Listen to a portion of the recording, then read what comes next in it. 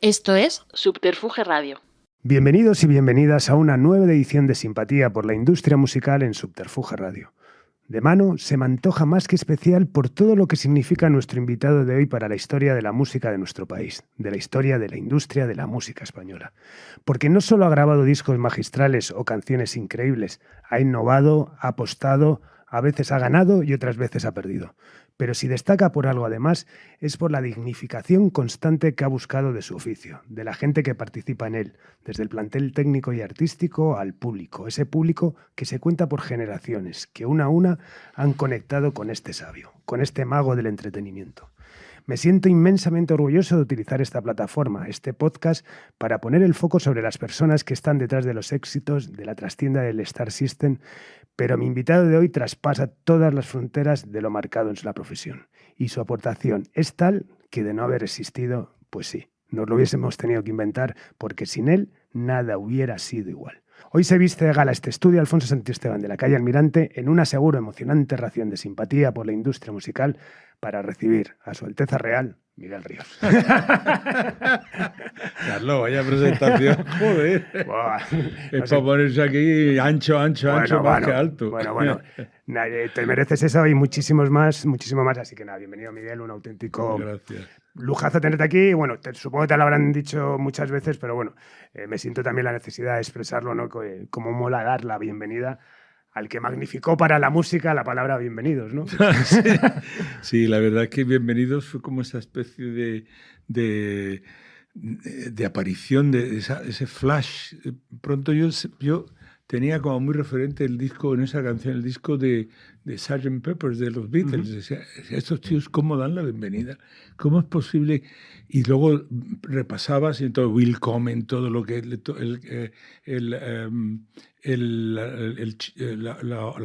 las obras musicales de Cabaret. Ha habido siempre canciones que van a venir, pero aquí en el rock, y en el rock sajón, sí, hay cientos, ¿no? Pero aquí decía, ¿cómo no podemos dar la bienvenida a la gente?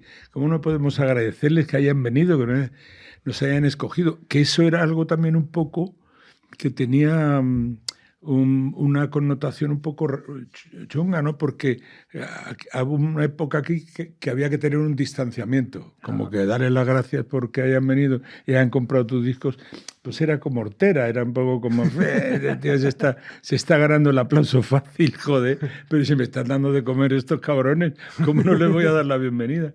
Y eso, poder decir buenas noches, bienvenidos, hijos del rock and roll, que fíjate que es un verso sencillísimo.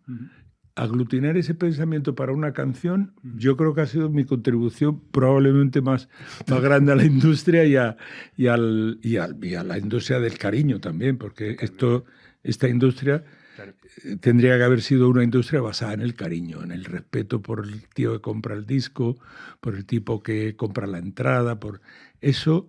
Yo creo que en algunos momentos la industria ha fallado en ese aspecto, ¿no? Ha tenido un poco de dejadez. Total. En el sentido en que no han cuidado realmente alguna industria, ¿no? Sí. No han cuidado sus compradores. Sí, bueno, de hecho, hablaba en la intro que además que si eres una persona, bueno, destaca por muchísimas cosas, pero siempre por esa constante búsqueda de la dignificación, ¿no? Al final no solamente de la gente que te ha rodeado, que ha apoyado en tus espectáculos, en tus giras y eso, sino también en el público, ¿no?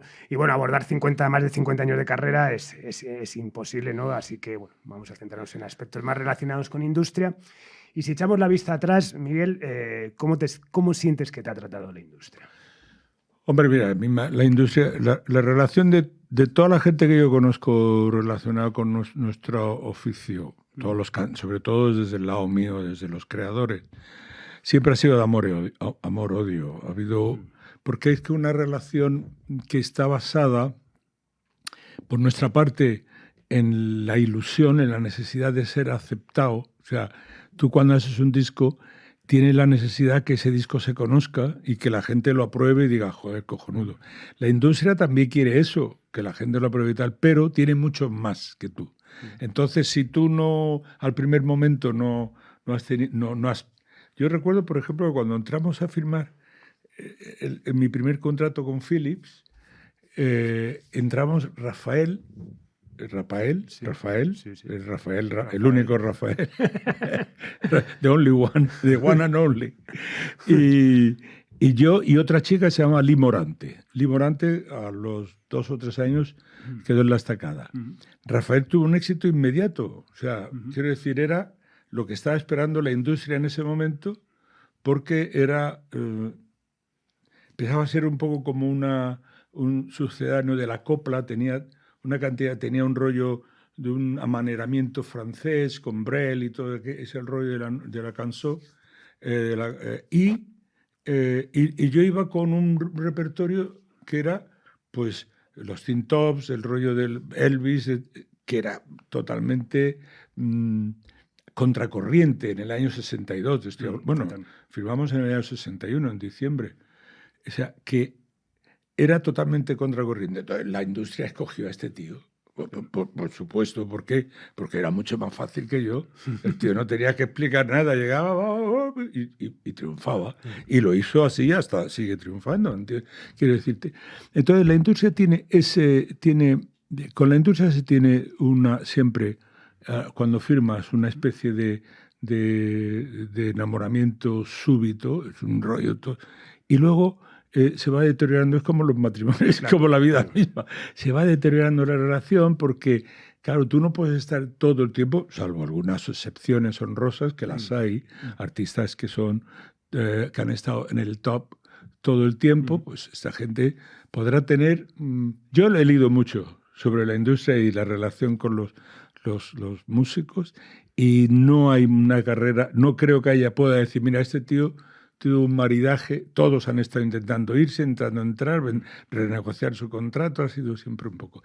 Cuando yo empecé, la industria era como una... O sea, lo importante en Philips eran las bombillas y las lavadoras que empezaban todas a funcionar. O sea, nosotros éramos subalternos públicos, éramos un nicho de negocio a ver qué pasa. Mientras que la Osram veía más que nadie y se vendía. Entonces,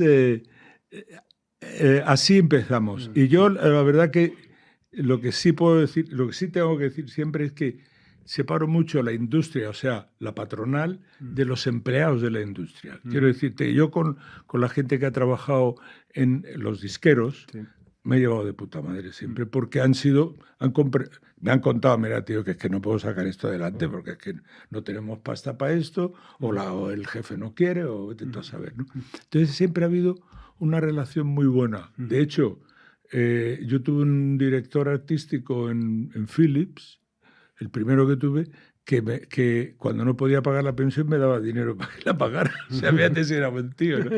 No, yo tenía muy buen rollo, pero en aquel momento era una industria que era una apuesta, bueno, a algo que iba a venir, un país que la modernidad pasaba, bueno, ni tangencial, pasaba en líneas paralelas, y entonces, de alguna forma, se sabía que, como porque había pasado en Alemania, sabía que esto iba a pasar, que digamos, el poder adquisitivo de los españoles iba a subir, y de lo primero que hace un poder adquisitivo más saneado, pues es comprarse un tocadiscos, en fin, es invertir en ocio, en cultura, invertir en placer. Y eso fue lo que a mí me pasó. Tuve un tiempo así y luego he tenido de todo. Lo decías muy bien, hay altibajos, he ganado, he perdido y tal. Y en ese aspecto me ha molado mucho ese tipo de relación con la vida, porque yo creo que me ha enseñado mucho a mí. Bueno, y aparte eres un decálogo de haber vivido la industria en todo, porque bueno, tu primera relación con la música es en estos famosos almacenes Olmedo, ¿no? Donde te hacen encargado de la sección de discos. No encargado, aprendiz. Tenía 16 años yo cuando con los almacenes Olmedo. ¿Y ahí qué hacías también? O sea, estabas, bueno, no te encargabas. No te puedes dar ni idea lo que era. Claro, yo me di cuenta, a mí, por ejemplo, reconozco que la aparición de la sesión de discos, yo entré en los almacenes Olmedo, que eran los primeros y únicos almacenes que había en Granada por store department, ¿sabes? Que eran o sea, camisería, sastrería, o sea que ya tenían ahí una especie de principio de lo que sería luego los malls y tal, que podías ir a diferentes secciones, ¿no?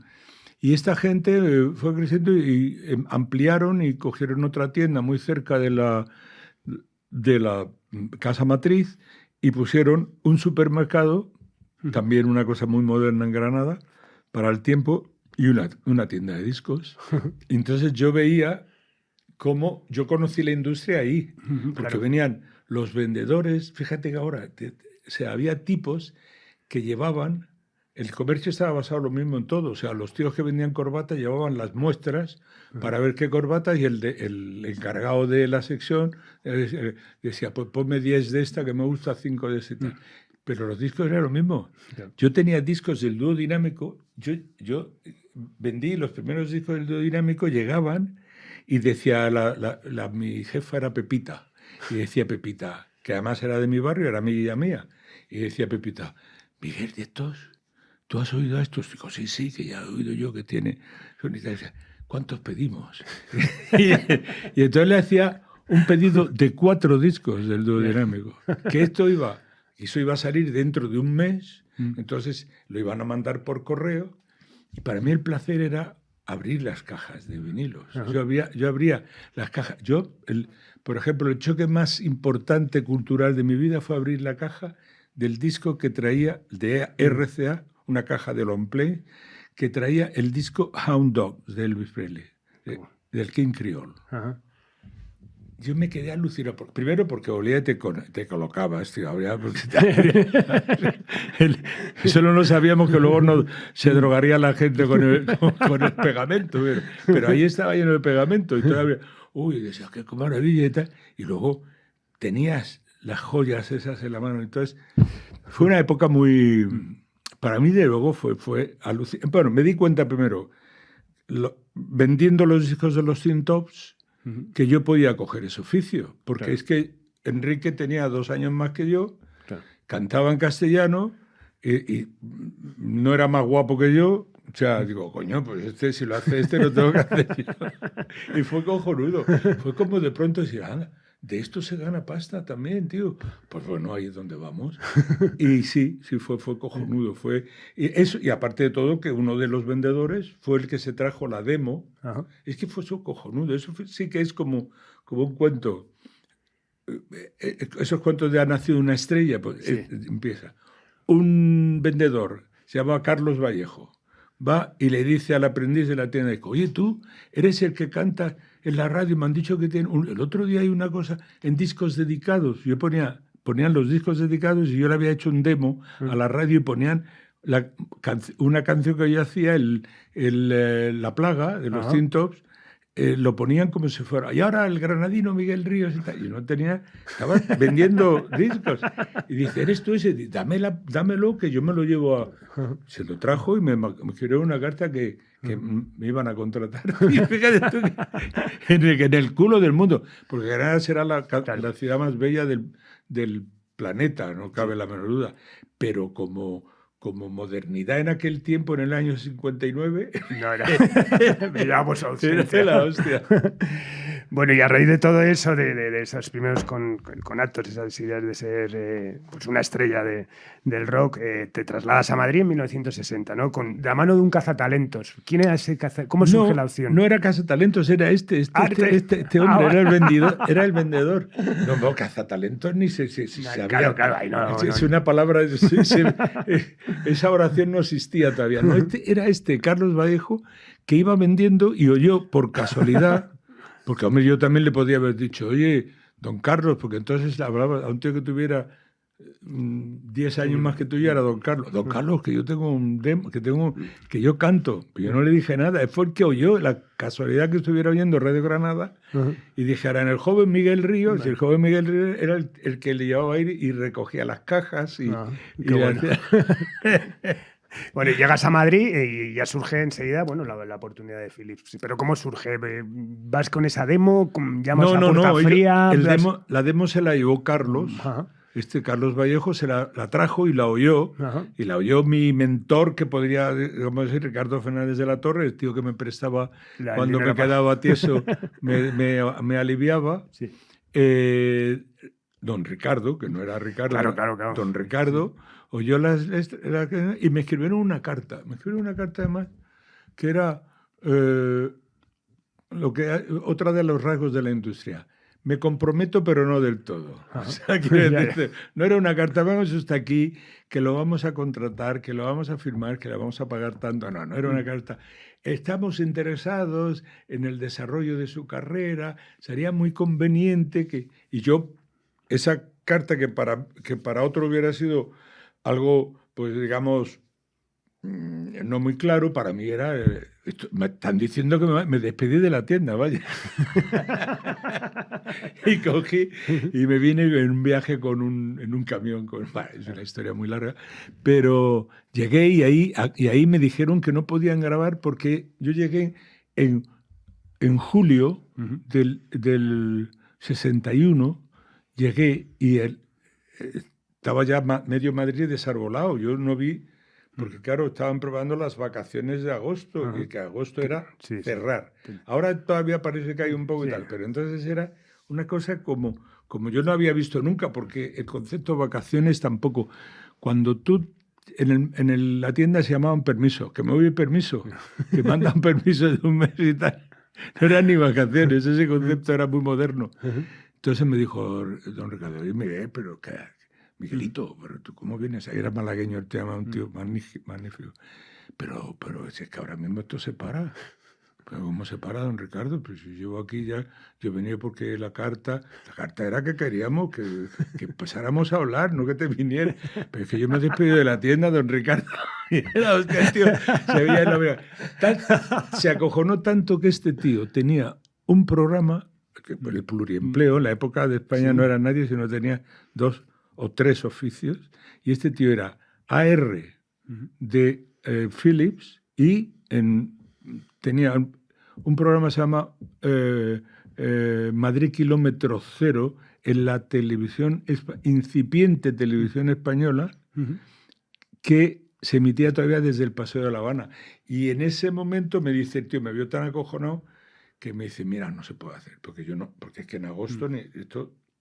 Hay que partir a partir de octubre, por ahí ya, si empezamos en agosto y tal. Dice, pero para que pagues la pensión y tal, tengo un programa, te voy a dar 3.000 pesetas, 3.000.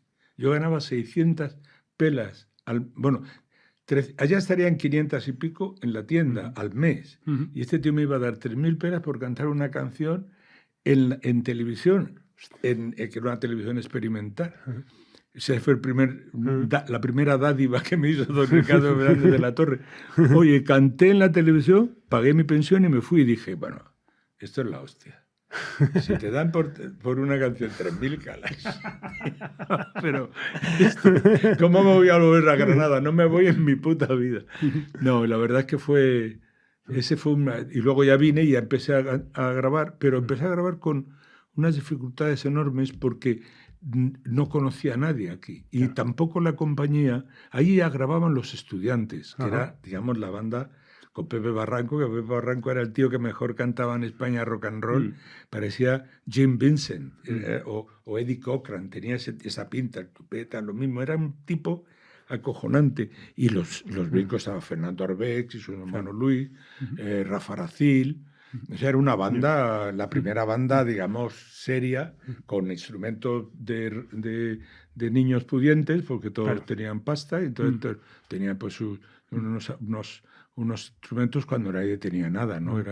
Y entonces, pero yo no pude conectar con el rock porque no conocía a nadie. Entonces llegué y hice los 2 primeros discos con Filippo Carletti y el Suo Complexo, que era cojonudo porque hicimos el Twist, una versión de Chubby Checker. Come on, everybody, let's do it. Ese lo hicimos, que en el disco original era sobre todo saxos, o sea, y con la guitarra, o sea, un entorno, y come on, everybody, y hacemos con un quinteto que era bajo batería y xilofón, tío. El solo del twist, que el otro era un saxofón desgarrado. Ahora lo oyes ese disco y es maravilloso, porque parece una fusión de twist y jazz, ¿sabes? Porque un poco así, güey, con swing, ¿no? Fue una cosa acojonante.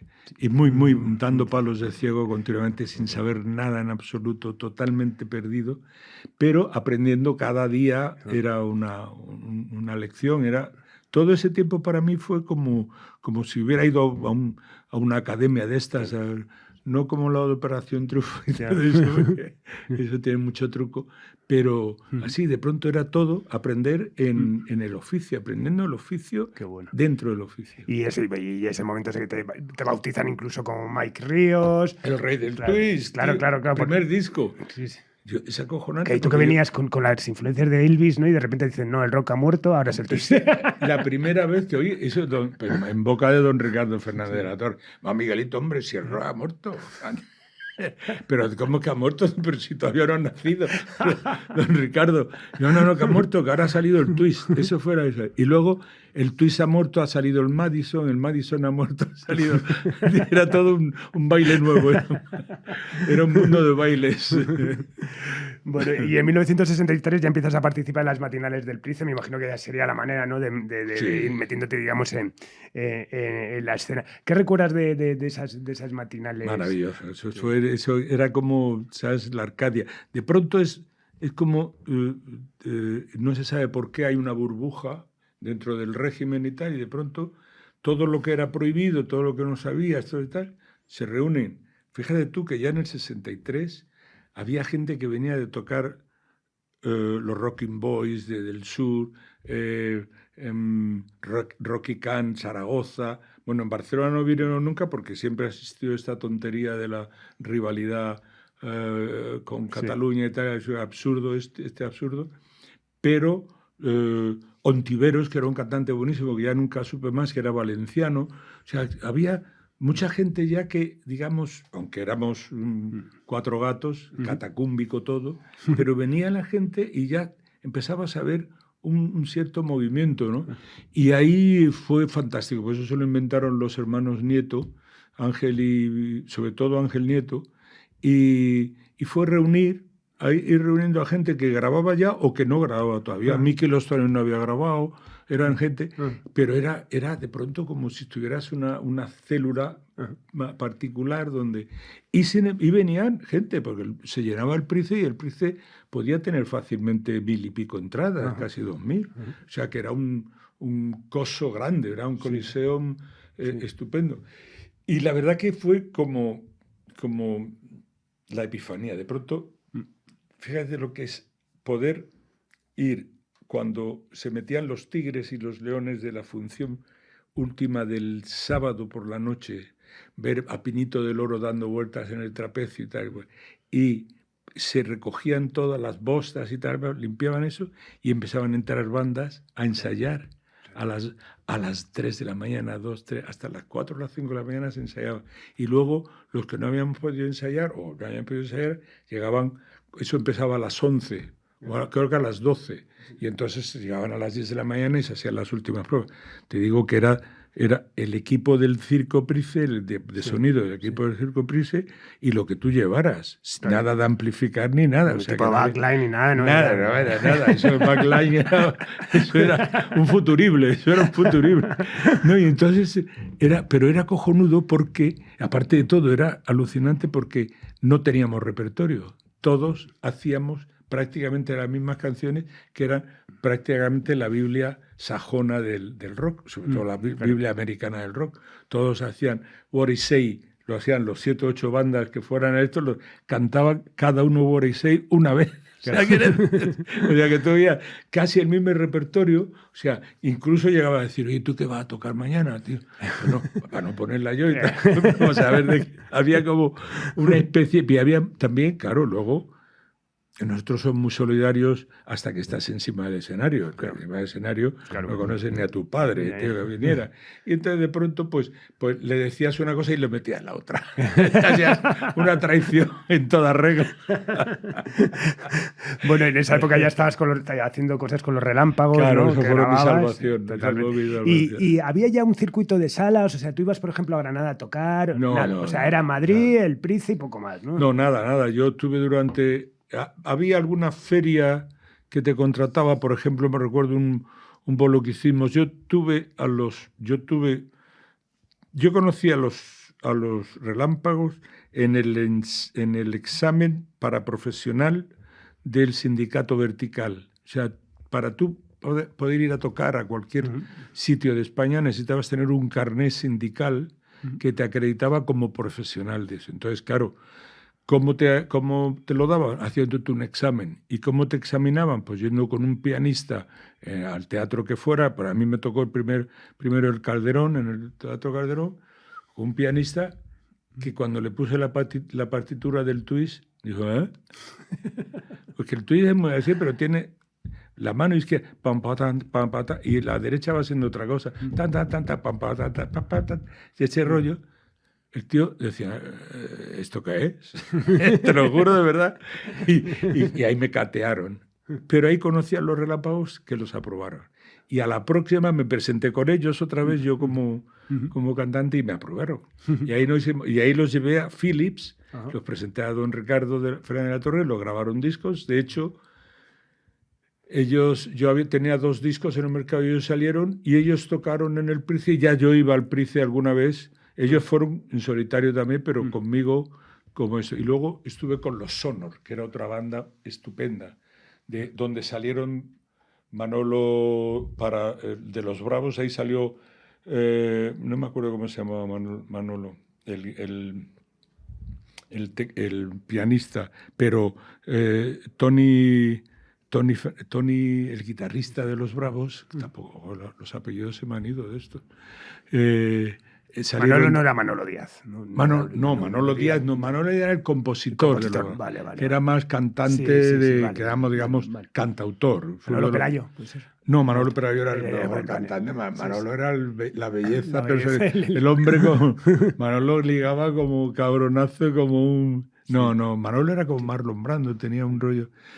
en fin, de ahí surgieron, de los Sonor surgieron los Bravos, y luego Carlos Guitart, que se metió en la industria, fue uno de los... Ahí empezaron ya la gente a ver que podía pasar, cuando no tenían futuro como músicos, se podían a trabajar en la industria. De ARs en alguna compañía o de ayudante de la R. Bueno, la R también es un concepto artista en repertoire, es un concepto que sale más tarde, entonces era director artístico. Bueno, está claro, Manolo Díaz Payarés. Exacto, pero también viene de los... También venía de un grupo, los Pecanique. Exactamente. Claro. Bueno, acabas tu época, esa primera etapa Philips y tu época bajo el nombre de Mike Ríos y fichas por Sonoplay. Sí. ¿Quién te llama de Sonoplay? ¿Te hacen una oferta? Eso es fantástico, ¿no? Eso es el nacimiento de una compañía de discos.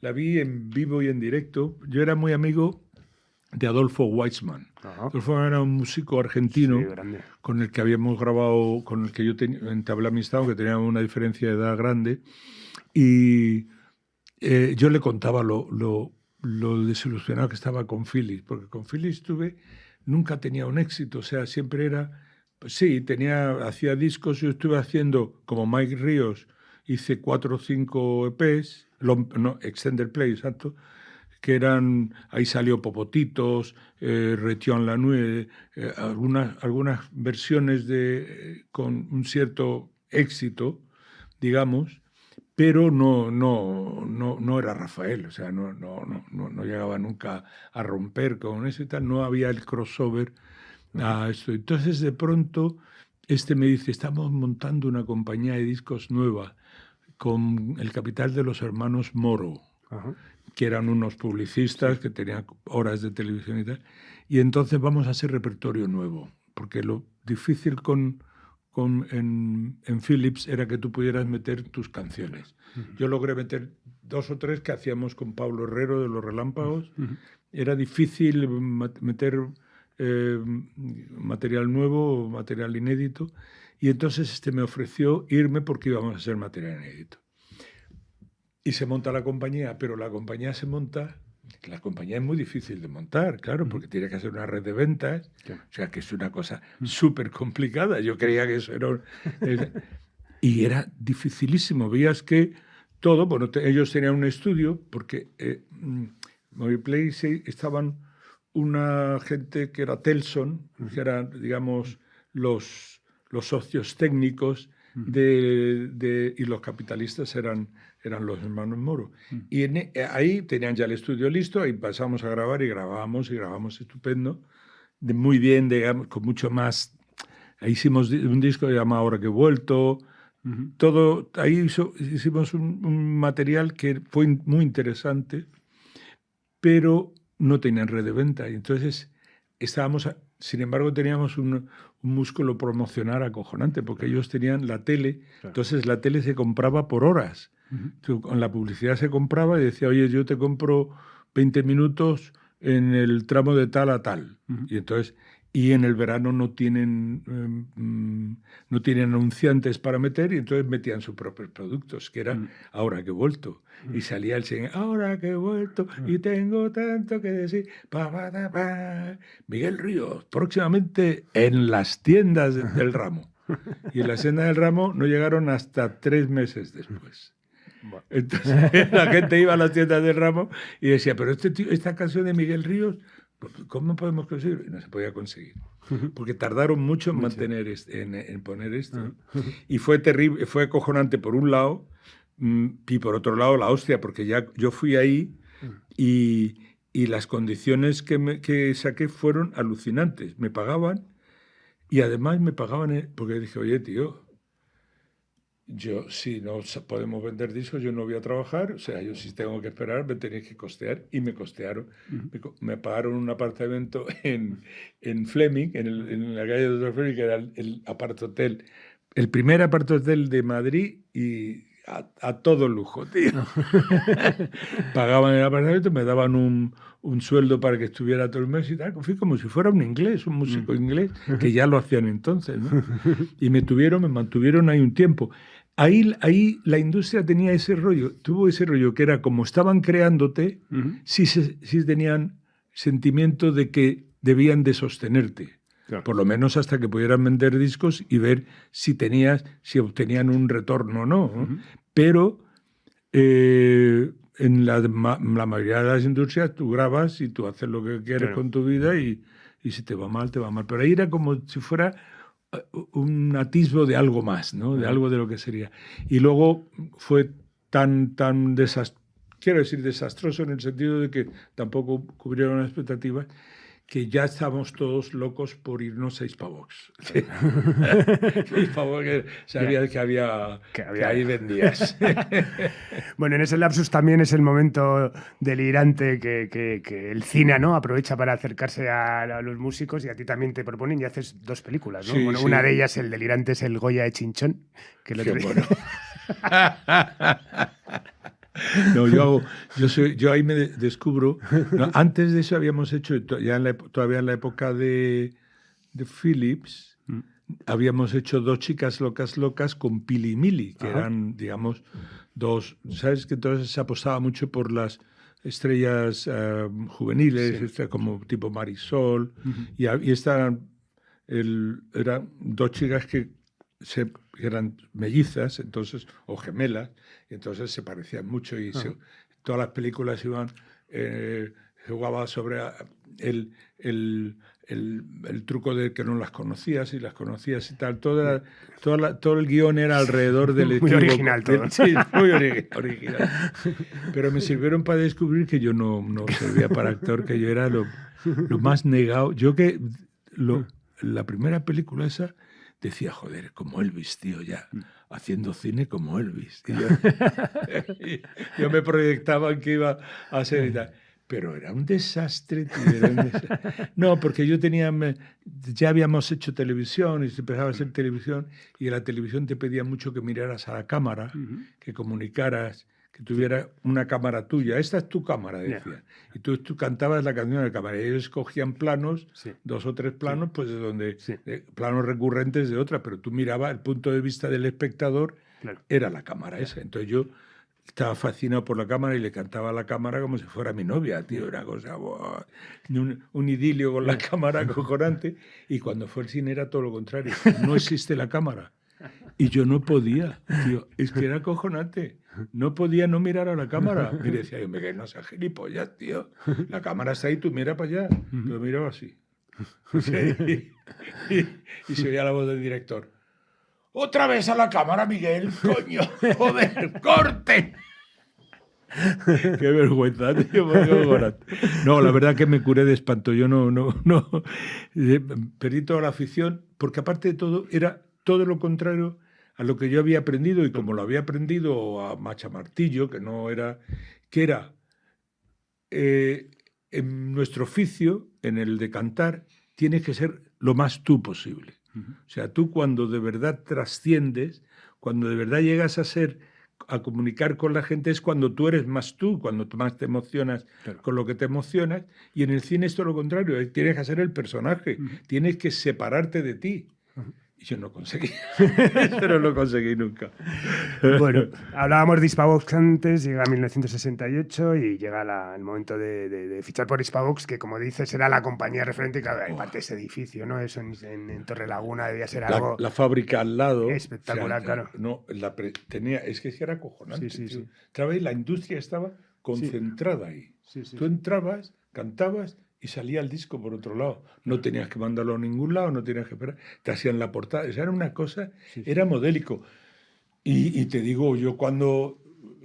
Yo en las últimas épocas de Hispavox, de Sonoplay, el rollo es que no podía... O sea, ya no tenía edad, ya empezaba a no tener edad, porque yo entré en Sonoplay, pues yo entré con 18... en 17 para 18 en Philips, fueron 6 años, o sea, ya tenía 24 tacos, ya era un tío talludito, y ya no podía estar explicando en casa, es que yo estoy haciendo una música difícil, mamá, o otra teoría que hacíamos es que comercial, pero ¿eso qué es la comercialidad? esa milonga que nos tragamos durante años. Ay, la comercial es una putada y tal. Pues tal, que ya no tragaba eso. Entonces empecé a pensar que probablemente me tenía que largar de esto, que no iba a poder subsistir. Entonces, la única tabla de salvación era ir a lo comercial, pero a lo comercial descaradamente. Pero no me querían en Hispavox. No, Rafael Trauguer era muy reacio, pero yo fumaba canutos, ya tenía fama en el rollo de que era fumeta, y entonces pues eso era una cosa que era terrible para Hispavox, que era una compañía hecha por una familia que era estupenda, cojonuda, los Vidal Zapater, unos tíos estupendos, pero muy, muy, muy conservadores, era gente muy de muchos principios, y esto de que tuvieran... Entonces él intentaba, yo iba a verlo de no sé cuánto, Rafael y tal, y eso, sí, Miguel, trae a ver qué canciones tenemos. Yo le llevaba Volvo a Granada y cosas así, y entonces él, que yo estaba empezando a componer yo, que no había hecho, digamos, letra y música, no había hecho nunca, y lo veías que hasta que Fernando López me dio el río, y claro, el río me dijo, además Fernando López era un tío, Fernando era una persona acojonante, porque tenía la seguridad no del rico, porque no eran ricos, pero el bien posicionado. El tío que vive en la calle Miguel Ángel, o sea, que tiene una casa de sus padres, que entras con un portero, una persona que dice, ¿dónde va usted? Ah, va a la casa de los Arbeck. Ah, por supuesto, Miguel, sube por aquí. O sea, es una cosa, ya era un estatus. Y él tenía ese autoridad, ¿no? Y había compuesto canciones de la hostia. O sea, Los Brincos fueron la hostia, y muchas canciones eran de Fernando. Y cuando me dio el río era una joya, que además hicimos un demo con él en su casa, así con una guitarra muy simple, pero... Y cuando lo llevé, tío, dije, joder, el poder de una canción, tío, es que es el ABC de la industria. Es que cuando oía esa canción en aquel momento dado, era Rafael. O sea, de pronto dabas el salto abismal de entrar en las listas en número 1 de todo. O sea, fue una cosa, o sea, de recibir cheques ya importantes y un single maravilloso, porque además es El Río y Vuelvo a Granada. O sea, una maravilla, ¿no? Por un lado, El Río, que bueno, es mi canción favorita, y luego Vuelvo a Granada, ese homenaje que encima, me imagino que en ese momento donde te replanteas las cosas, claro, era un poco... era la canción verité, era la canción más verdad, porque yo estaba pensando... Vuelvo a Granada y ya estaba preparándome el camino a la vuelta, diciendo, por lo menos que se enteren en Granada de que yo siempre he querido volver. Claro. Vaya que me echen. Bueno, ¿cuánto de importante, por cierto, ha sido Granada en tu vida, ¿no? Y hablabas de esa Granada del año 59, donde era lo contrario a la modernidad y al desarrollo y tal eso, y luego, joder, inicias una saga alucinante, ¿no? Que quizás sea la ciudad que proporcionalmente ha sacado más calidad y más vanguardia de España, ¿no? Bueno, llaman Los Ángeles, 091, Los Planetas, Niños Mutantes, Colectivo da Silva, bueno, y ese gran amigo Enrique Morente, que diversificó, ¿no? Por un lado lo que era el rock, que lo representabas tú, y el flamenco. ¿Qué ha sido Granada para ti? Pues la verdad que Granada, yo lo hablo mucho con mis compañeros granadinos, con mis paisanos músicos y tal. Yo no me siento músico granadino, yo me siento un granadino que hace música, porque yo no aguanté como Los Ángeles el vivir allí, yo lo que quería era irme, entonces... Quería irme porque quería, como supongo que muchísimas jóvenes en la vida, pues salir del círculo cerrado de la familia y todo eso, y de las obligaciones familiares, y conocer el mundo, o sea, ir a la aventura. Y de pronto, sin embargo, Granada era un referente emocional y espiritual importantísimo para mí. Lo sigue siendo todavía. Sigue siendo como, ¿sabes? El útero materno, como la vuelta a decir, bueno, si a mí me va muy mal, o si me va muy bien, quiero, por un lado, que me acojan en Granada, y si me va muy bien, que se enteren en Granada, que lo disfruten en Granada, ¿no? Que tengan ese... Y siempre ha sido muy referente en mi música, y siempre he estado intentando buscar, hacer canciones que explicaran algún momento, algún tiempo de mi vida, digamos, con la relación con Granada en la distancia siempre, ¿no? La verdad que es que yo creo que Granada tiene una... No sé por qué, porque Granada, aunque te decía antes que era una ciudad de espaldas a la modernidad, era toda España de espaldas a la modernidad, que claro, todas las provincias. Totalmente. Si tú estabas en Salamanca con una universidad maravillosa y tal, pero el resto estaba de espaldas a todo. Exacto. O sea, los núcleos universitarios sí tenían influencia, pero entre ellos era todo muy endogámico, en el sentido que siempre ha sido, ¿no? Pero yo creo que, sin embargo, Granada sí tiene o sea, la presencia de Lorca, digamos, el conocimiento de que alguien de Granada ha influido en la cultura planetaria, que ha tenido influencia, digamos, intelectual eso en el inconsciente colectivo de Granada, y sobre todo de la gente más joven, tiene una gran influencia. Por ejemplo, gentes como Antonio Arias de Lagartija, ellos, y sobre todo su hermano Jesús, que pan descanse, eran tipos que han estado trabajando no la obra de Lorca, sino el entorno espiritual de la obra de Lorca, ¿no? Y luego, claro, tienes un tío como Enrique Morente, que es probablemente la persona más influyente de la mitad del siglo pasado en Granada, en el sentido... Yo te digo, yo conocí a Enrique, él estaba grabando en Hispavox, grababa La Nana de la Cebolla y tal, yo iba a verlo en algunos conciertos que hacía aquí, en algunos tablaos, y cantaba, y algunas cosas que se inventaba, como la misa flamenca, todo aquello que se inventó, que tuvo una repercusión entonces pequeña para lo que había hecho, y yo veía que ese tío era de pronto se podía convertirse en referente, ¿no? Porque oías a Camarón y oías un tipo de flamenco que es el de Jerez, ¿no? Toda la influencia de ese, el flamenco más gitano en el sentido de influencia de una etnia en una música. Pero oías a Enrique y oías un músico culto. Sí. Y luego oías un tío muy preocupado, precisamente por eso, por la poesía, por intentar llenar su mensaje con palabras y con ideas que le venían de miedo, que maridaban perfectamente con la música que hacía, pero que era una música que habías oído siempre en referencia a cosas muy terrenales o muy inmediatas, ¿no? El flamenco aquel que se hacía para entretener, o el flamenco aquel que hacía para cantar las penas de la clase menos favorecida, era muy bueno porque tenía el peso de la etnia, de representar a alguien.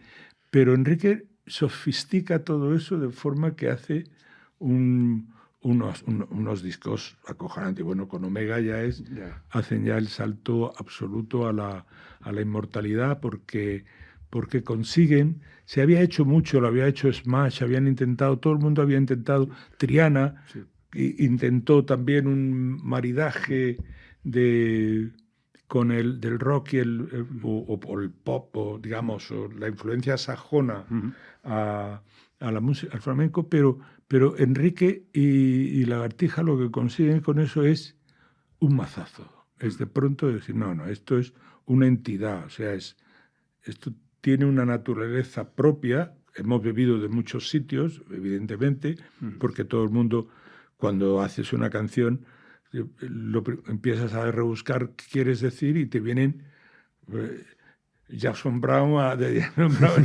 millones de a ver, ¿por dónde viene esto y tal? A ver.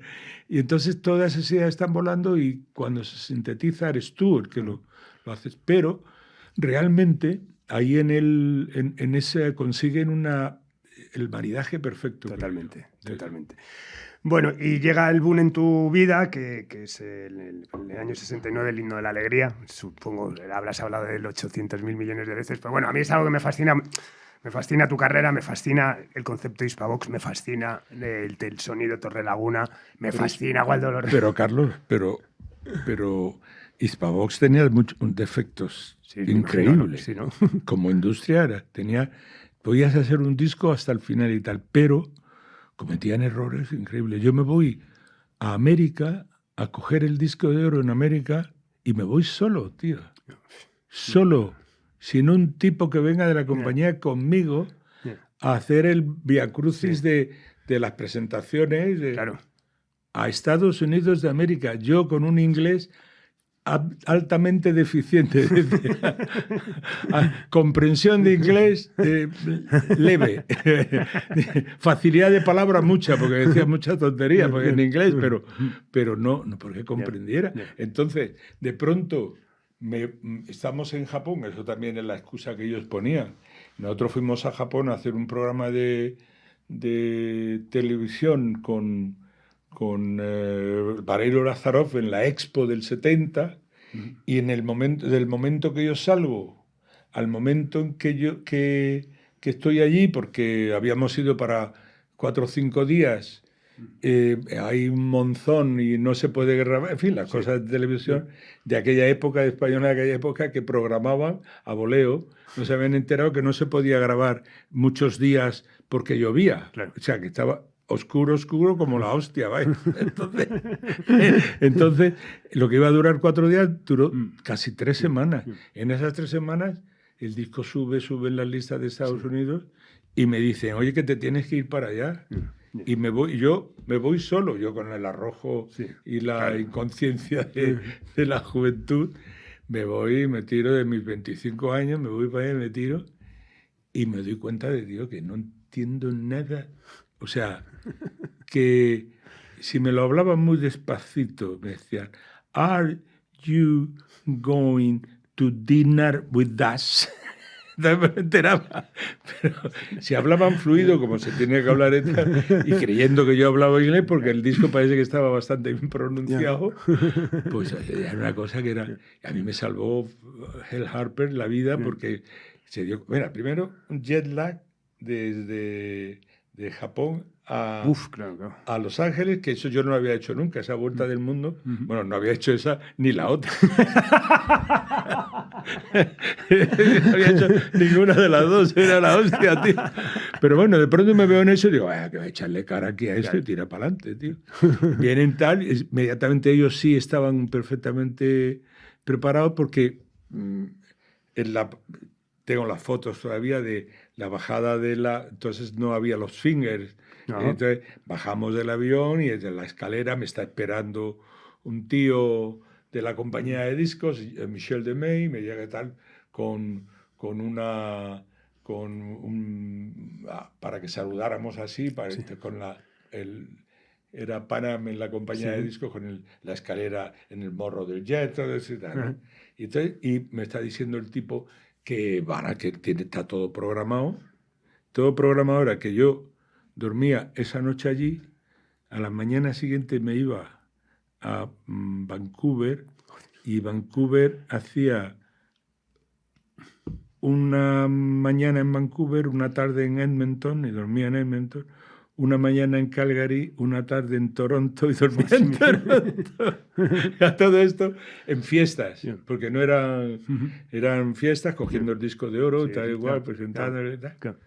Pero bueno, todo esto bajo un exitazo que me imagino, bueno, que sorprendería todo. Es que me hizo mucha gracia, bueno, que Carmen López, una editora de toda la vida, que la entrevisté aquí para el Simpatía, me decía pues que en el año 70 que se fue a estudiar inglés. Ella entró en el 62 a trabajar en RCA y tal, no sé qué, y se fue a estudiar inglés, entonces como que hizo la maleta en su casa y tal, entonces estaba haciendo la maleta y estaba sonando el himno a la alegría, ¿no? Y cerró la maleta y tal, y se fue a Nueva York, encendió la radio y lo primero que escuchó fue el himno a la alegría, ¿no?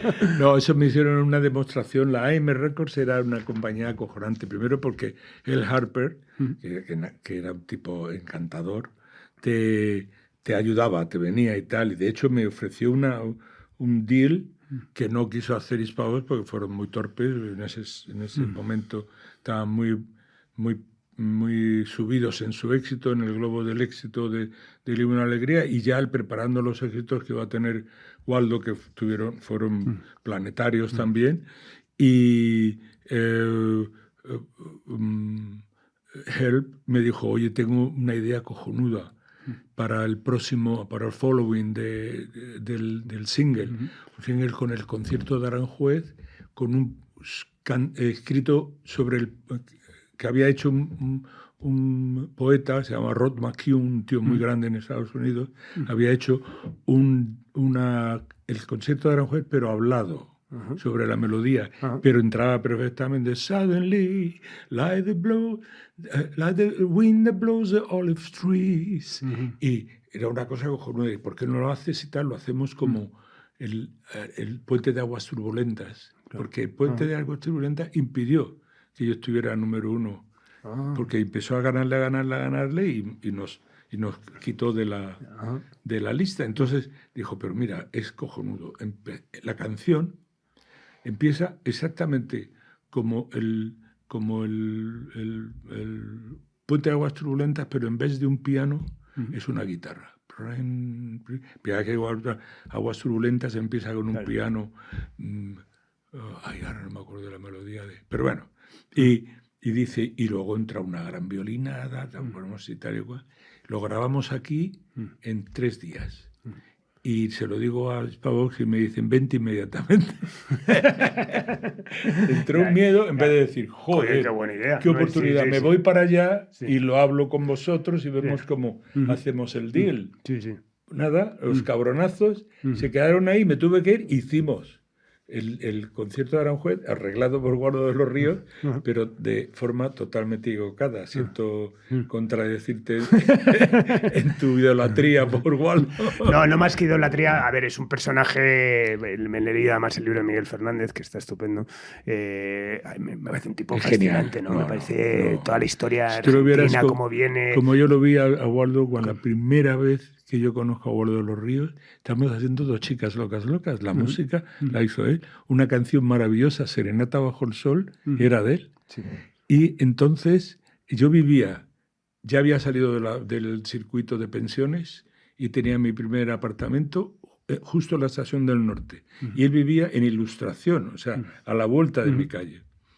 Y me dicen en la productora, oye, que el músico quiere verte para tomarte los tonos de la canción y esto y tal. Y digo, pues estupendo. Y digo, ¿dónde vive? Dice, pues vive ahí tal. Digo, coño, si está al lado de mi casa. Pues. Y me voy y veo a un tío guapísimo, alto, moreno, tío, tal, que me recibe con una amabilidad porque era educadísimo, Waldo era un tío educadísimo, y tocamos la canción y eso. Y él tuvo un grupo aquí, se hizo un grupo. Maciel fue cantante del grupo de Guardo de los Ríos, tuvieron un combo, que tocaban en el Alex, en unos sitios así y tal, y me parecía un músico acojonante, ¿no? Y tuvo una vida, hombre, un poco atormentada, pobre, porque vivió una época difícil para el tipo de persona que era, pero como músico era acojonante. Era un tío que notabas que su educación musical era genial. Lo que pasa es que yo, por ejemplo, choqué con ellos, con Hispavox mucho, porque yo en el momento que trinqué el primer cheque de más de 6 cifras, les dije que yo quería grabar rock and roll, que yo quería hacer rock and roll, que yo quería grabar con grupos, y me convertí en una mosca cojonera absolutamente. Le destruía, ¿sabes qué pasa? Que destruía el tinglado de Hispavox, que Hispavox había subido por conseguir un sonido único, sonido Torrelaguna, que ellos se pavoneaban tanto, pero le decía yo, pero es que toda la compañía no puede sonar a lo mismo. También hacéis discos de flamenco y hacéis discos de otra cosa. O sea, ¿por qué no movéis un poco el concepto? Y le llevaba discos de los primeros discos de Elton John que estaban arreglados por Backmaster, no me acuerdo cómo se llama, que era un arreglista que metía la cuerda haciendo ritmo, la cuerda, tenía una cosa... le llevaba los discos de Electric Light Orchestra. Yo la vi en Los Ángeles, Electric Light Orchestra, y me quedé fascinado. Dije, tío, ¿cómo funciona la cuerda cuando se pone a hacer percusión, cuando empieza a hacer esas frases que pueden ser absolutamente rockeras, ¿no?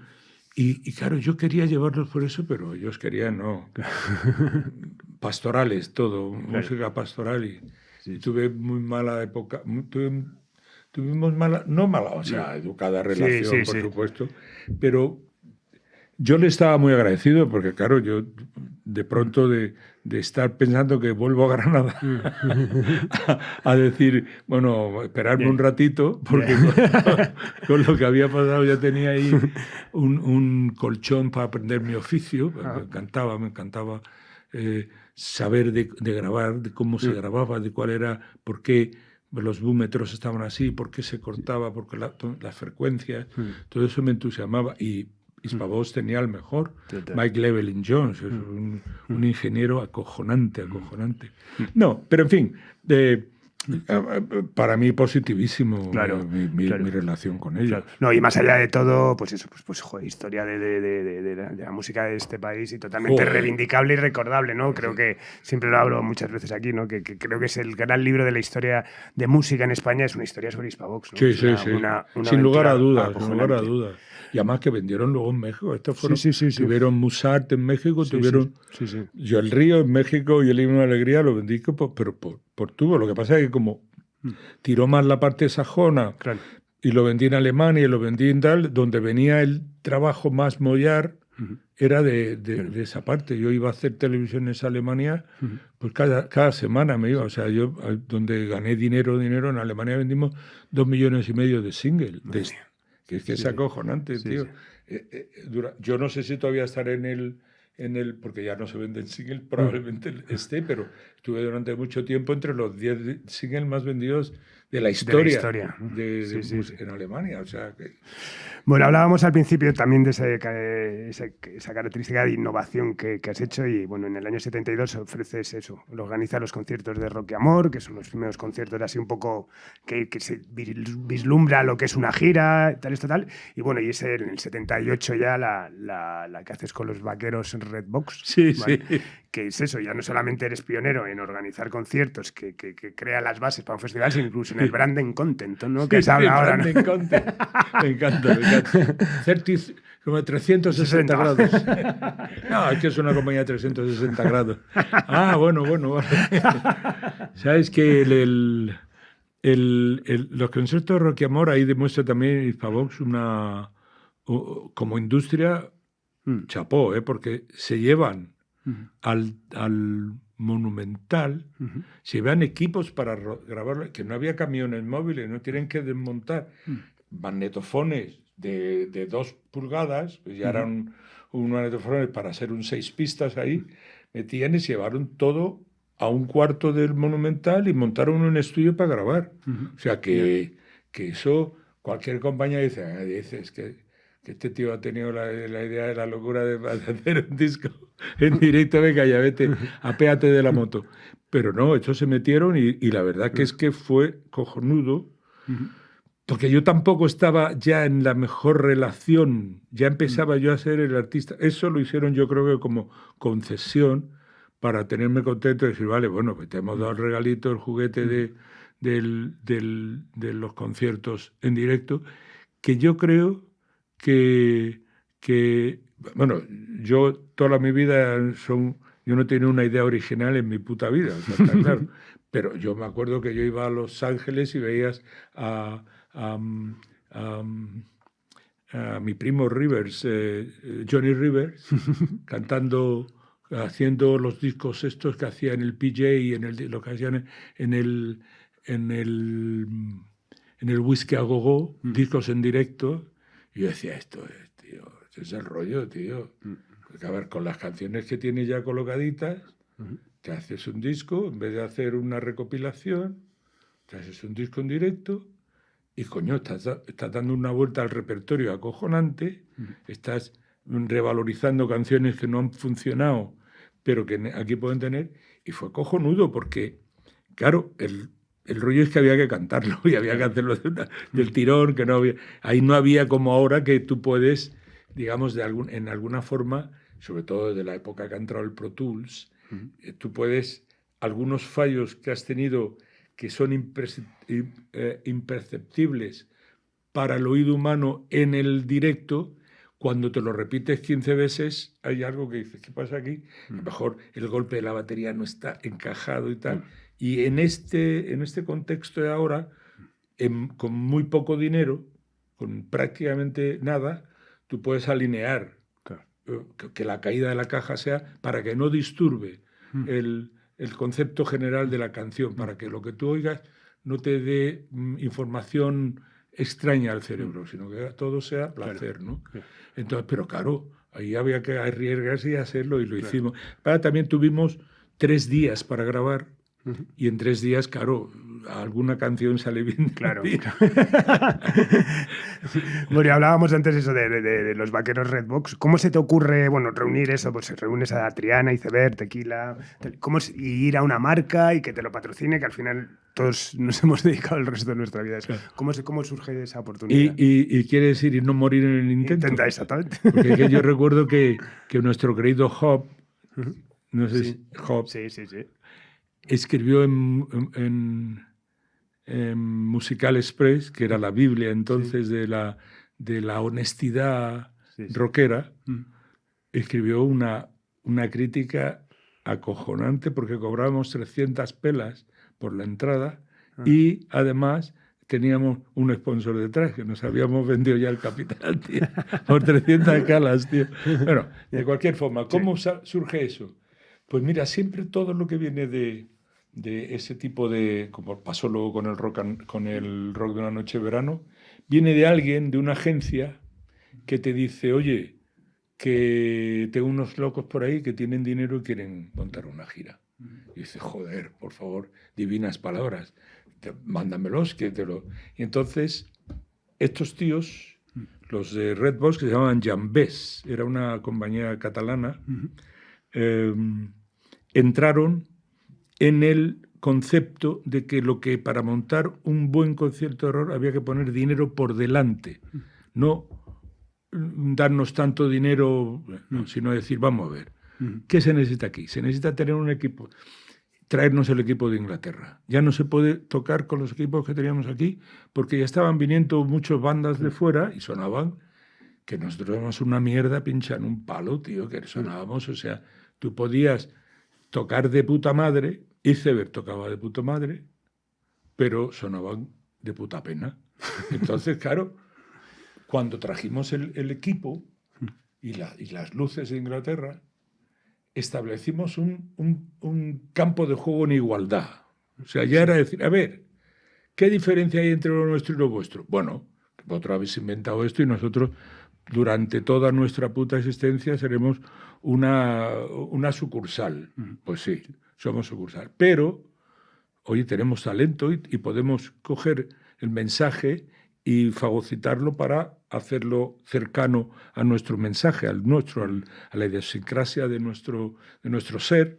Y entonces la gente se alucinaba oyéndonos tocar. Te lo juro, de verdad, de pasar de un equipo musicón a pasar al equipo, aparte del equipo que era de Britannia Row, que es la compañía que explotaba el equipo de Pink Floyd, de las giras. El equipo de Pink Floyd era tan gigantesco que lo troceaban y decían, un trozo para Hungría, otro para... Sí, ¿no?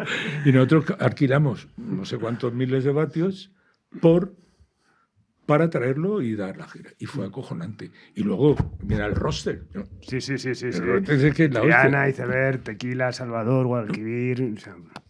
Era acojonante.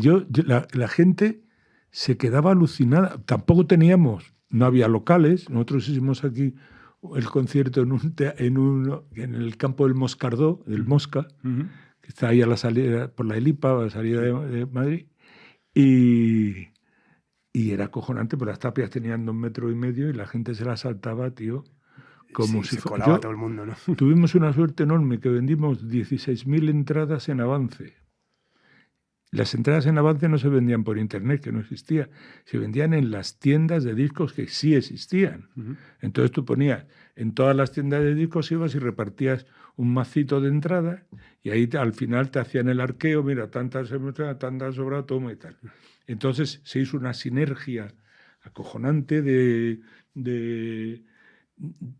ponerse todo el mundo, digamos, ahí, crear industria. Eso sí que era crear industria. Eso empezó a ser como una especie de decir, joder, pues si es que tú me necesitas... Nosotros, por ejemplo, hacíamos los escenarios, no existían escenarios, tuvimos que ir a Mundus, y en Espectáculo Mundus nos hacían... Bueno, este es de Roca, era de un tío de Pierre Roca, un catalán maravilloso, loco perdido, que lo hacía también con scaffolding. Era así. Entonces, la verdad es que fue toda una aventura, pero no había seguridad. Por ejemplo, aquí en Madrid le encargamos la seguridad a la gente del PT, a las juventudes del Partido del Trabajo, de los trabajadores. Mi amigo. Y vamos, le encargamos tal, y mandan, con todo mi respeto y toda mi consideración y mi cariño, mandan a un tío con 2 muletas. O sea, tío, que era un colega cojonudo, pero... no había vallas de miedo y tal, y tenías que pararlo por buena voluntad. La gente dice, oye, colega, ¿qué pasa, tío? Párate ahí. Y entonces era acojonante porque todo era decir, pero bueno, mandaron unas vallas del ayuntamiento, estas que ponían para las obras, las poníamos así y tal, pero eso era papel de fumar, ¿no? Y entonces, lo bueno de eso es que nos lo inventamos todo, que de todo salimos, de todas las dificultades. Y aparte de todo, con unos maestros acojonantes que eran los ingleses. A nosotros se nos cayó. Estábamos en la Universidad Laboral de Valencia haciendo el bolo. Era un escenario que tenía telón. Yo estaba obsesionado porque no se vieran los cambios. Y ocupar los cambios con Redbox, que proyectaban láser, proyectaban tal y cual. El Mariscal Romero, una filípica. Esta es la era de Acuario. Tío. Total, que nosotros hicimos y se nos cayó el escenario. Joder. Como 3 horas antes. No habían recogido los telones, no estaba totalmente anclado el truce y un golpe de aire hace, con la suerte de que no mataba a nadie. Pero se jodieron focos y tal. Los ingleses, nosotros empezamos a pelearnos entre todos. Me cago en la hostia, ha sido tu culpa, pero tío, me cago, eres tú.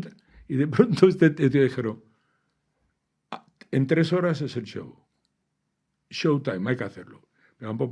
Se pusieron, se llevaron a un taller que había en la laboral esta, se llevaron los focos que estaban, que la carcasa se había jodido, cambiaron las bombillas que estaban en ese, levantamos otra vez el rollo y tocamos. El único putada que era la pantalla donde se cerraba, que era blanca para que se proyectara eso, estaba guarrísima, porque sabía que yo era y el láser la enseñaba más todavía, tío.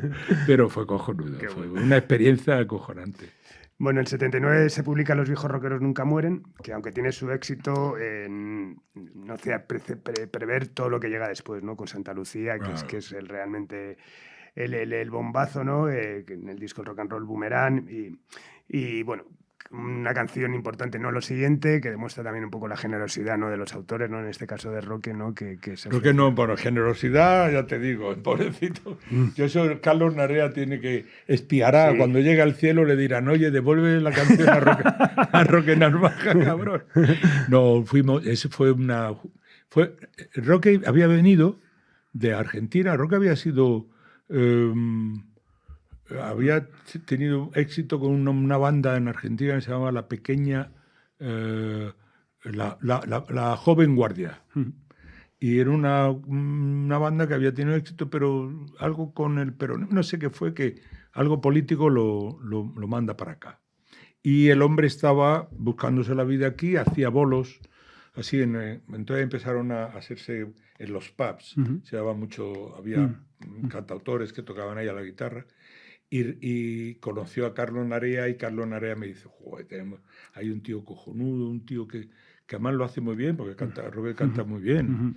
Y tiene canciones cojonudas. Lo mismo alguna para el próximo disco nos podía... Porque nosotros hacíamos lo que podíamos. Nosotros producíamos las canciones que podíamos, pero no dábamos abasto. Cada año un disco. Y locos por pillar material de otros. Yo era más cantante que compositor. Quiero decir que no, a mí yo no perdía ningún tipo de... No se me caía ningún anillo por coger esto, ¿no? Entonces me llevó a conocerlo y al pobre estaba tocando, pero no tocó a Santa Lucía. Hacían 2 o 3 pases así, tocaban un rato y tal, y entonces no tocan el primero a Santa Lucía. Bueno, a lo mejor las copas allí y tal, voy a tocar otra vez, me toca otra vez. A los 45 minutos toca otra vez, toca 7 o 8 temas y no toca Santa Lucía. Y ya viene y le dice, Carlos, Roque, que habíamos venido a oír Santa Lucía, que te habíamos hablado. Es que no sé. Yo lo vi, el pobrecito, mira, era una cosa... Yo le estaré siempre agradecido por el mal rato que pasó, porque es que el pobre... Era, ¿sabes? Como de pronto quitarle una piruleta a un niño, tío. Tú le quitas una piruleta a un niño en la calle y dices, joder, qué hijo puta soy, ¿no? Y yo salí con esa sensación.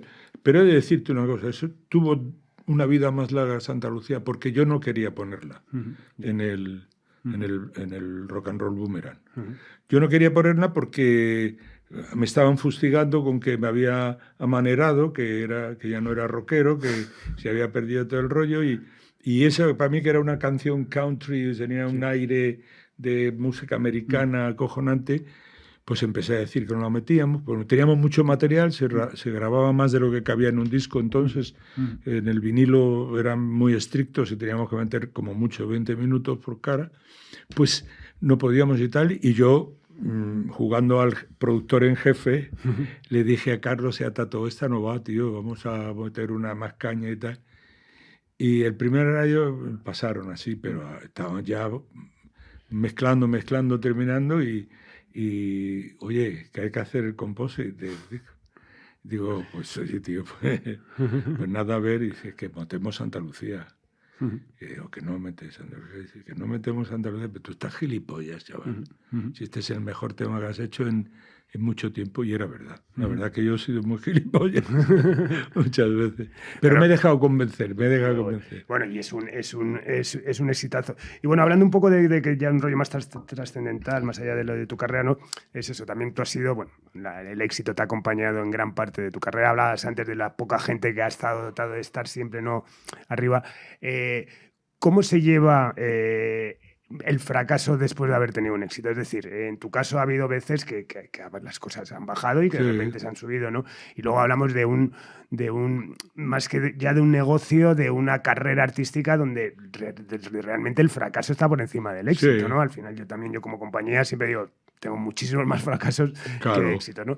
¿Cómo se lleva? ¿Cómo has aprendido? ¿Cómo aprendiste a asumir que, bueno, pues que al final esto era...? Al principio con mucho cabreo, con mucha incomprensión. Siempre dije, ese es el mejor disco, si está la hostia, estos tíos no lo están vendiendo, no los promocionan. Empieza ya un poco la disfunción de...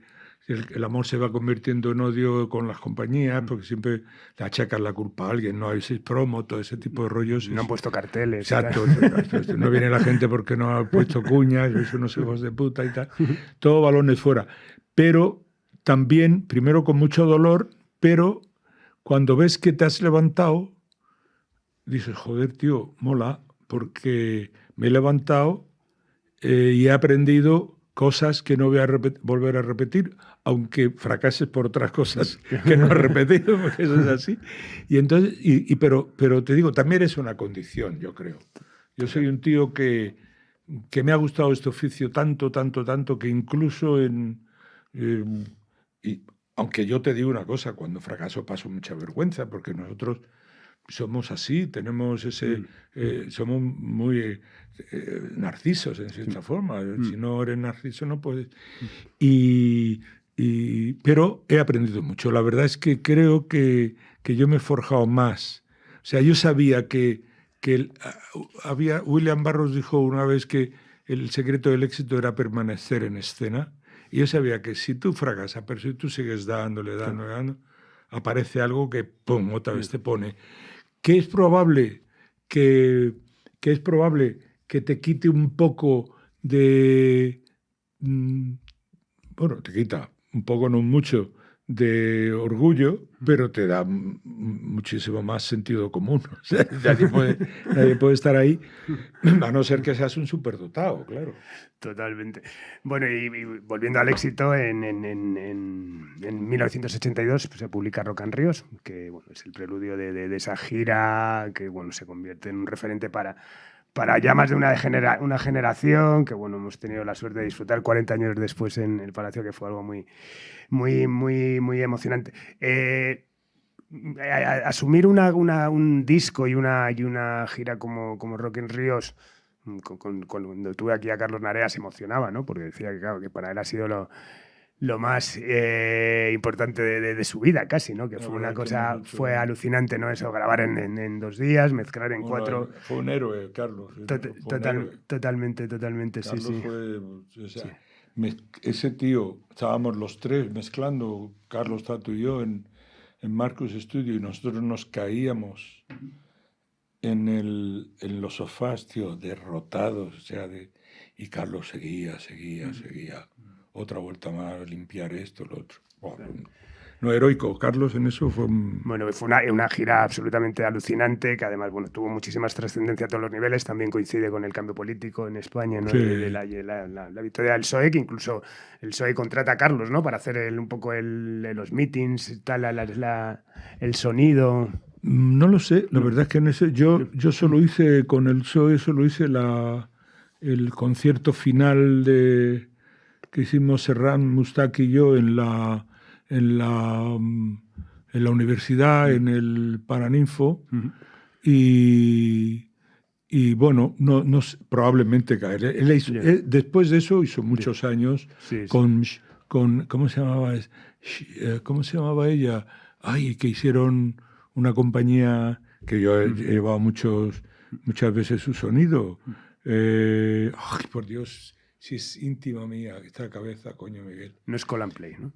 No es Call and Play. No, mucho antes. Vale. Mucho antes. Esto fue Shell. ¿Cómo era? Él era Shell. Y ella hicieron... Joder, yo he hecho 7 o 8 giras con ellos. Ellos se quedaron con, digamos, fueron los referentes de la compañía inglesa aquí. Y empezaron a montar con ellos. Shell, ahora me acordaré. Vale. Bueno, y ellos montaron muchísimos años cosas del PSOE, y Carlos estaba metido en esa sociedad. No, pero sí, la verdad es que la política, yo creo que yo cuando hice el disco y empezó a funcionar tanto, me acordaba siempre de Peter Frampton, que decía, va a ser tu tumba, chavales. Después de esto no vas a ser ni uno más. Porque claro, fue una cosa tan apabullante que decía, esto va a ser la muerte en bicicleta. Pero el rollo es que nosotros tuvimos una segunda gira, que fue el Rock de una noche de verano, esa la produjo Carlos, digamos, no como sonido, que también luego, pero producción, producción, dirección técnica. Hicimos una gira en el 83 que la gente une todavía al Rock and Ríos. O sea, es como si el Rock and Ríos hubiera durado el 82 y el 83 sin continuamente. Se hubiera estado en el inconsciente colectivo, está como la gira. Entonces, para distinguirla, dicen, la que iba Luz y Leño. Claro, que es muy diferente a la otra, porque la gira del 82 fue un dolor en el culo. Pero bueno, tío. La gira del Rock and Ríos fue probablemente donde yo peor lo he pasado. De aforos y cosas, no había. Unos tangues a la gente, un meter el doble del aforo en sitios imposibles, creyendo que se moría alguien, se mata. Yo pensaba, aquí se mata ahora mismo alguien. Que era... ¿No hacéis empresa? ¿Vendíais los conciertos? Solo hicimos 7 o 8 empresas. Manolo Sánchez, que era la oficina con la que estaba, fue gilipollas totalmente, porque vendimos. Nosotros sacamos el Rock and Ríos y teníamos medio verano vendido del éxito de la gira el otro que era Años en el Escaparate, y el éxito del... O sea, nosotros llevábamos 3 años vendiendo, haciendo 100 y pico bolos al año. Entonces, claro, la gente casi contrataba a pie de escenario para el próximo año. Y entonces este tío nos le dijo, oye, vamos a replantearnos esto, vamos a hacer aforos más grandes, y de pronto ganamos todos más dinero y todo tal, y la gente lo va a ver bien y ve un espectáculo solo, porque nosotros vendíamos 2 shows, uno de 45 minutos y uno el entero de 2 horas. Y entonces, uno con láser y pantallas, otro a pelo. Y claro, no veas lo que fue. No lo quiero hacer porque eso es contar aquí la intemerata. Pero eso es también fallo de la industria. Quiero decirte, la industria también comete esos errores terribles. ¿Cómo se soluciona eso? Yendo a la gira siguiente, en la que castigué a Manolo Sánchez para que no estuviera, porque me vinieron otros tipos y me dijeron, oye, Cas quiere poner dinero en una gira tuya. Y dije, pues vale, vamos a sentarnos. Y entonces nos metimos en campos de fútbol. No había ido ni Dios. Nunca había pisado un campo de fútbol, ni Dios. Y entonces nos fuimos. ¿Pero cómo preparamos eso? Mandamos scouter, fuimos viendo las entradas de cada campo de fútbol, por dónde había que entrar, cuáles eran las dificultades, cómo... Eso era gastar pasta, que dieron el adelanto los de Cash. Claro. Dijeron, mira, ¿cuánto vale esto? Bueno, de entrada tienes que poner 60 millones de pesetas aquí encima, para ver, y entonces empezar eso, ¿qué es decir? Pues mandar a tíos, traer fotos, hacer una logística, llamar a los alcaldes, llamar a los gobernadores civiles, diciendo, vamos a ir a un concierto que se va y vender 800 y pico mil entradas, tío. Buah.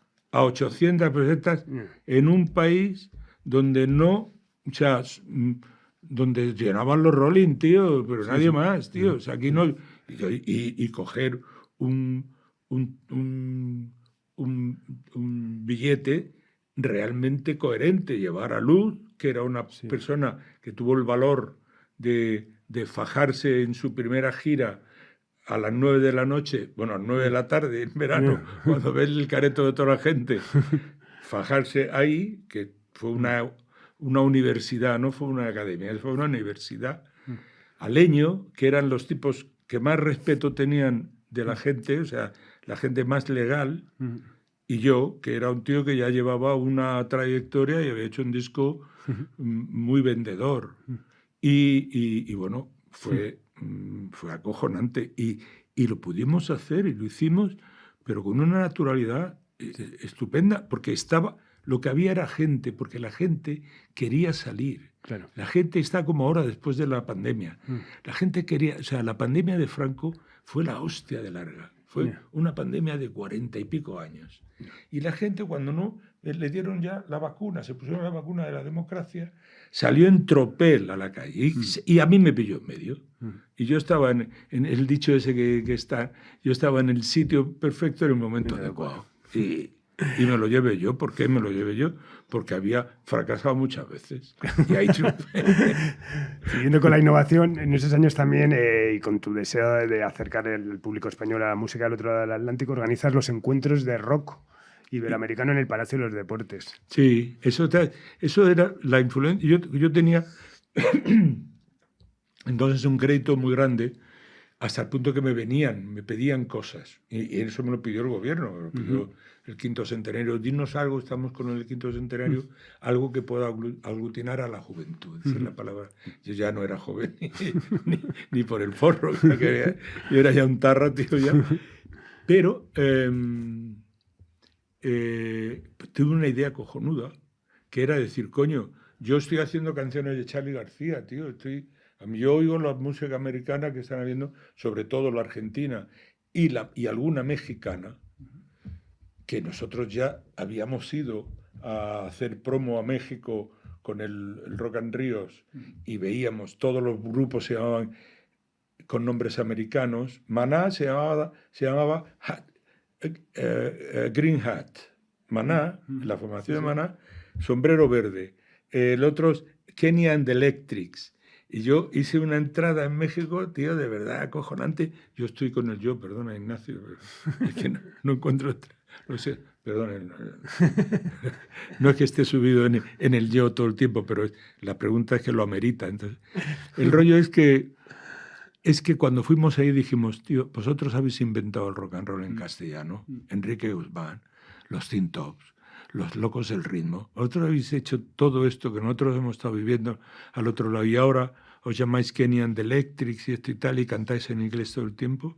Estáis así porque os merecéis que estéis así. Y entonces hubo estaba el Tri, que era la banda puntera de la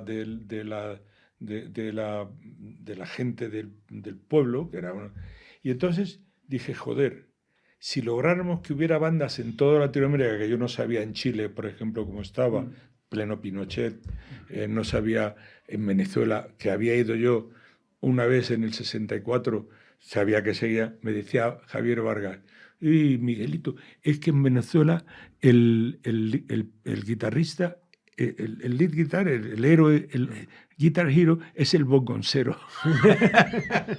Y es verdad, tío, tuve una cosa de caderas y un rollo que era acojonante. Y de pronto, pues eso, digo, tiene que haber. Y mandé a Carlos Narea con la pasta que nos dio en adelanto esta gente, y mandamos a Carlos a que Carlos hiciera el tour de América y quisiera el scouting otra vez, si fuera, ¿quién puede venir a tocar en el nivel que estamos en España?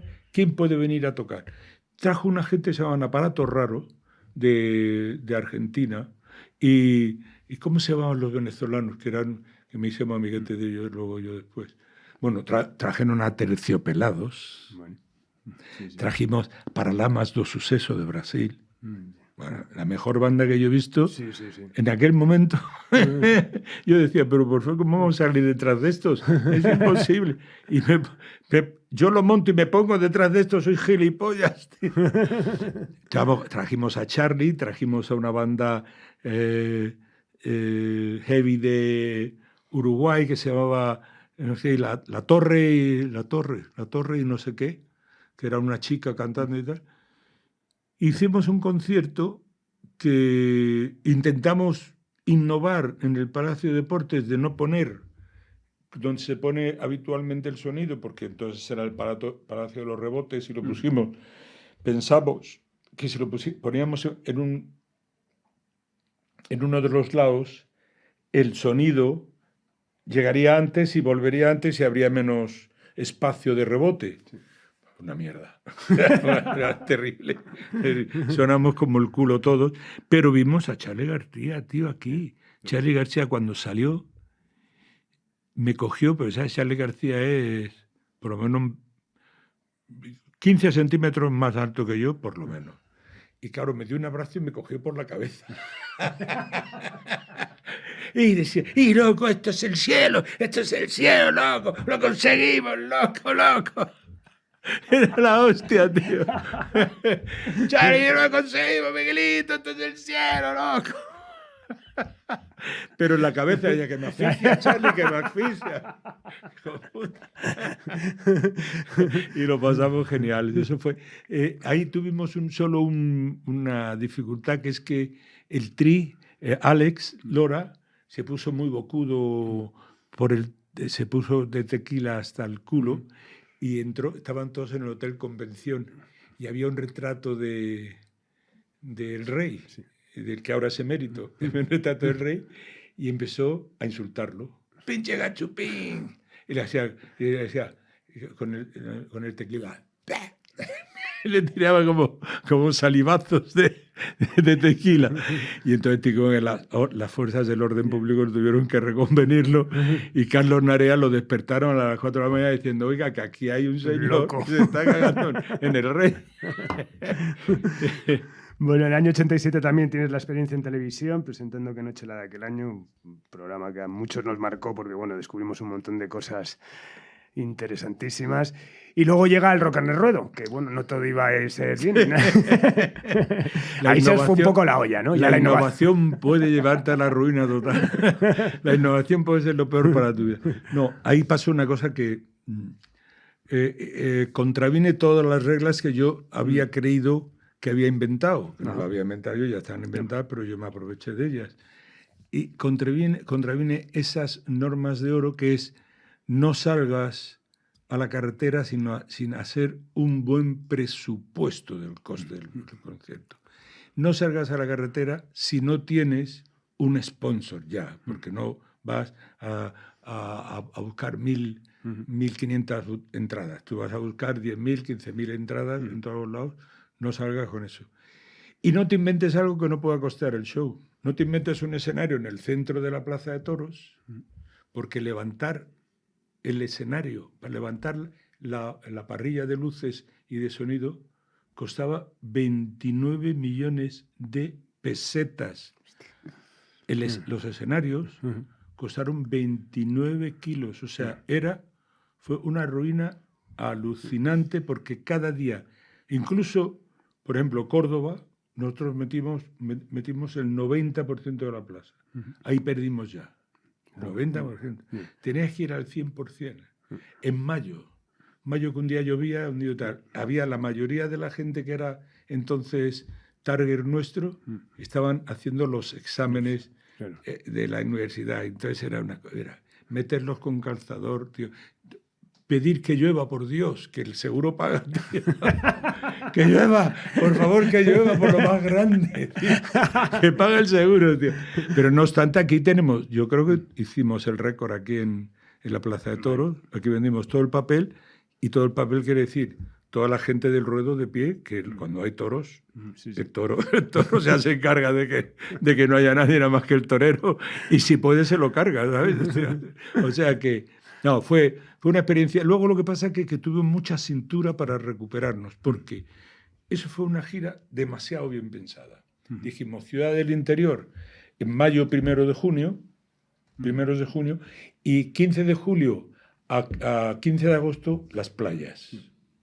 Y entonces dividíamos la gira en dos. Había un coste porque tenían que llevarse los equipos, volver, pero bueno, pensamos, ¿qué pasó? Que ahí, cuando vimos que no se podía seguir, que no se podía mantener el escenario, sobre todo, el escenario era el rollo, venían alarma, que me acordé toda mi vida del bendito Manolo Tena, viendo en un escenario que tenía 360 grados y que estaba tocando y que decía, y miro para un lado hay gente, y miro para atrás y hay la misma gente, coño, y claro, ¿qué hago? ¿Cómo hago esto, tío? ¿Cómo toco aquí y tal? Pues ir andando ya con un bajo era un suplicio, tío. Era la hostia, tío. Pero entonces ahí lo que pasa que es que, bueno, que no sé qué te contando. No, estábamos hablando de eso, que al final de los errores. Aquí lo dejamos, lo dejamos ahí y me conseguí un manager, porque yo entonces no tenía manager, ya tenía mi propia infraestructura, una oficina que hiciera el booking de la misma gira, pero en escenarios regulares, normales. Vale. Y para mi sorpresa, hicimos en 2 meses 40 bolos. 40 bolos que era llevar a Alarma también, 40 bolos llevando a Alarma, 40 bolos tocando con todo el equipo que teníamos. Y entonces, claro, fue la hostia. Y me recuperé bastante, apaleé bastante, aunque, bueno, la verdad yo tenía un colchoncito. Bueno, siempre has dicho que frente al fracaso, ¿no? Que nunca te has sentido derrotado, ¿no? Que al final jugar y perder, eso lo aprendí de mi primer representante manager, que era el padre de Maciel, Emilio Santamaría, que decía, Miguelito, jugar y perder, callar y pagar. Muy bien. Y eso ha sido para mí la Biblia del espectáculo. Bueno, en el 2006 hacer la gira con El Gusto es Nuestro, con tus amigos, ¿no? Ana Belén, Serrat, Víctor Manuel, y después la experiencia con la Big Band de Granada, que yo creo que bueno, ha sido una de las cosas más flipantes, ¿no? No, la Big Band no era la de Granada, lo de Granada fue la orquesta que hicimos después del Sinfónico. Sí. La Big Band fue una Big Band cogida aquí de lo mejorcito, de músicos que estaban deseando tocar en Big Band, que no podían tocar nunca en Big Band, porque quién es el gilipollas que contrata a 16 tíos para irse de gira, con lo que cuesta, con la logística que hay que tener. Bueno, yo me lo llevé a México, me los llevé a Venezuela, a Guatemala, hicimos una gira maravillosa, y yo me di el lujo, fíjate que yo siempre he sido muy... El rollo de los números, de la cabalística me ha interesado mucho, ¿no? Yo tenía 53 años y cumplía 35 de carrera. Ese Capicúa fue la que armó todo en mi cabeza. Digo, ¿qué hago para esto? ¿Cómo relleno esto? Esto es un designio de los dioses que me han mandado y tal. Y dije, una Big Bang. Porque yo había hecho un disco antes con Virgin muy desgraciado que se llamaba Como si fuera la primera vez. Y ahí había hecho Stormy Weather, una versión de Stormy Weather, y había hecho No voy en tren, voy en avión, versión con metales, y dije, joder, mi repertorio lo puedo dar otra vuelta más vistiéndolo de otra forma. Y claro, tocar Bienvenidos con la hostia. No, empezábamos con el En Forma de Glenn Miller, que empezaba a calentar a la gente. Y es que el swing, no hay una música más alegre del mundo. Y hicimos una gira estupendísima, la verdad que fue un regalo para mí. Bueno, dice tu amigo Carlos Narea que cuando te conoció eras 6 años mayor que él y que ahora él es 8 años mayor que tú. Haciendo alusión clara a tu estado de forma. También nuestro común amigo Ignacio Quintana, que agradezco muchísimo su intersección en esto, dice que, bueno, que eres una persona que te has cuidado siempre mucho, pero algún secreto confesable a partir también de ser un precursor de la mascarilla, que ya he visto que llevas mascarilla. No, ahora mismo tengo que tener mucho cuidado porque la tercera edad está cayendo otra vez, tío. Estamos ahí dándole otra vez comida al bicho. Bueno, la verdad es que, ¿sabes qué ha pasado? Que yo he tenido una vocación de investigación en todos los aspectos de la vida, la hostia, pero he tenido un freno, que es la garganta. La garganta ha sido mi virtud, el pasaporte a todo. Mi madre decía, le llamaba el don. Mi madre decía, es que el niño tiene el don. Porque yo cantaba Granada con 8 o 10 años como, o sea, en tenorino, en plan Agustín Lara, en plan Mario Lanza y tal. Y decía, qué don tiene mi hijo. Entonces, yo siempre he pensado que no podía salir en malas condiciones a cantar. Y para no salir en malas condiciones a cantar tienes que drogarte después del concierto, no antes, nunca. Tienes que, cuando estás drogado después del concierto, salir a correr o a jugar al fútbol o a sudar, a dar saltos, a limpiarte. Y todo eso con el fin de que la gente que son tus mecenas, los tíos que van a la entrada y todo eso, no te afeen la conducta. No digan, es que es pobretico y es que está mayor, venimos... Eso me daría una patada en toda la barriga, tío. Sentir ese comentario. Porque yo cuando lo dejé volví porque iba a cantar con todos mis compañeros y excepto con Carlos Tarque le mojaba la oreja a todos. A Tarque no hay quien le moje la oreja porque ese tío es un prodigio. Ese tío es la hostia. Sí. Pero yo cantaba con los demás y shaka, paga, pum.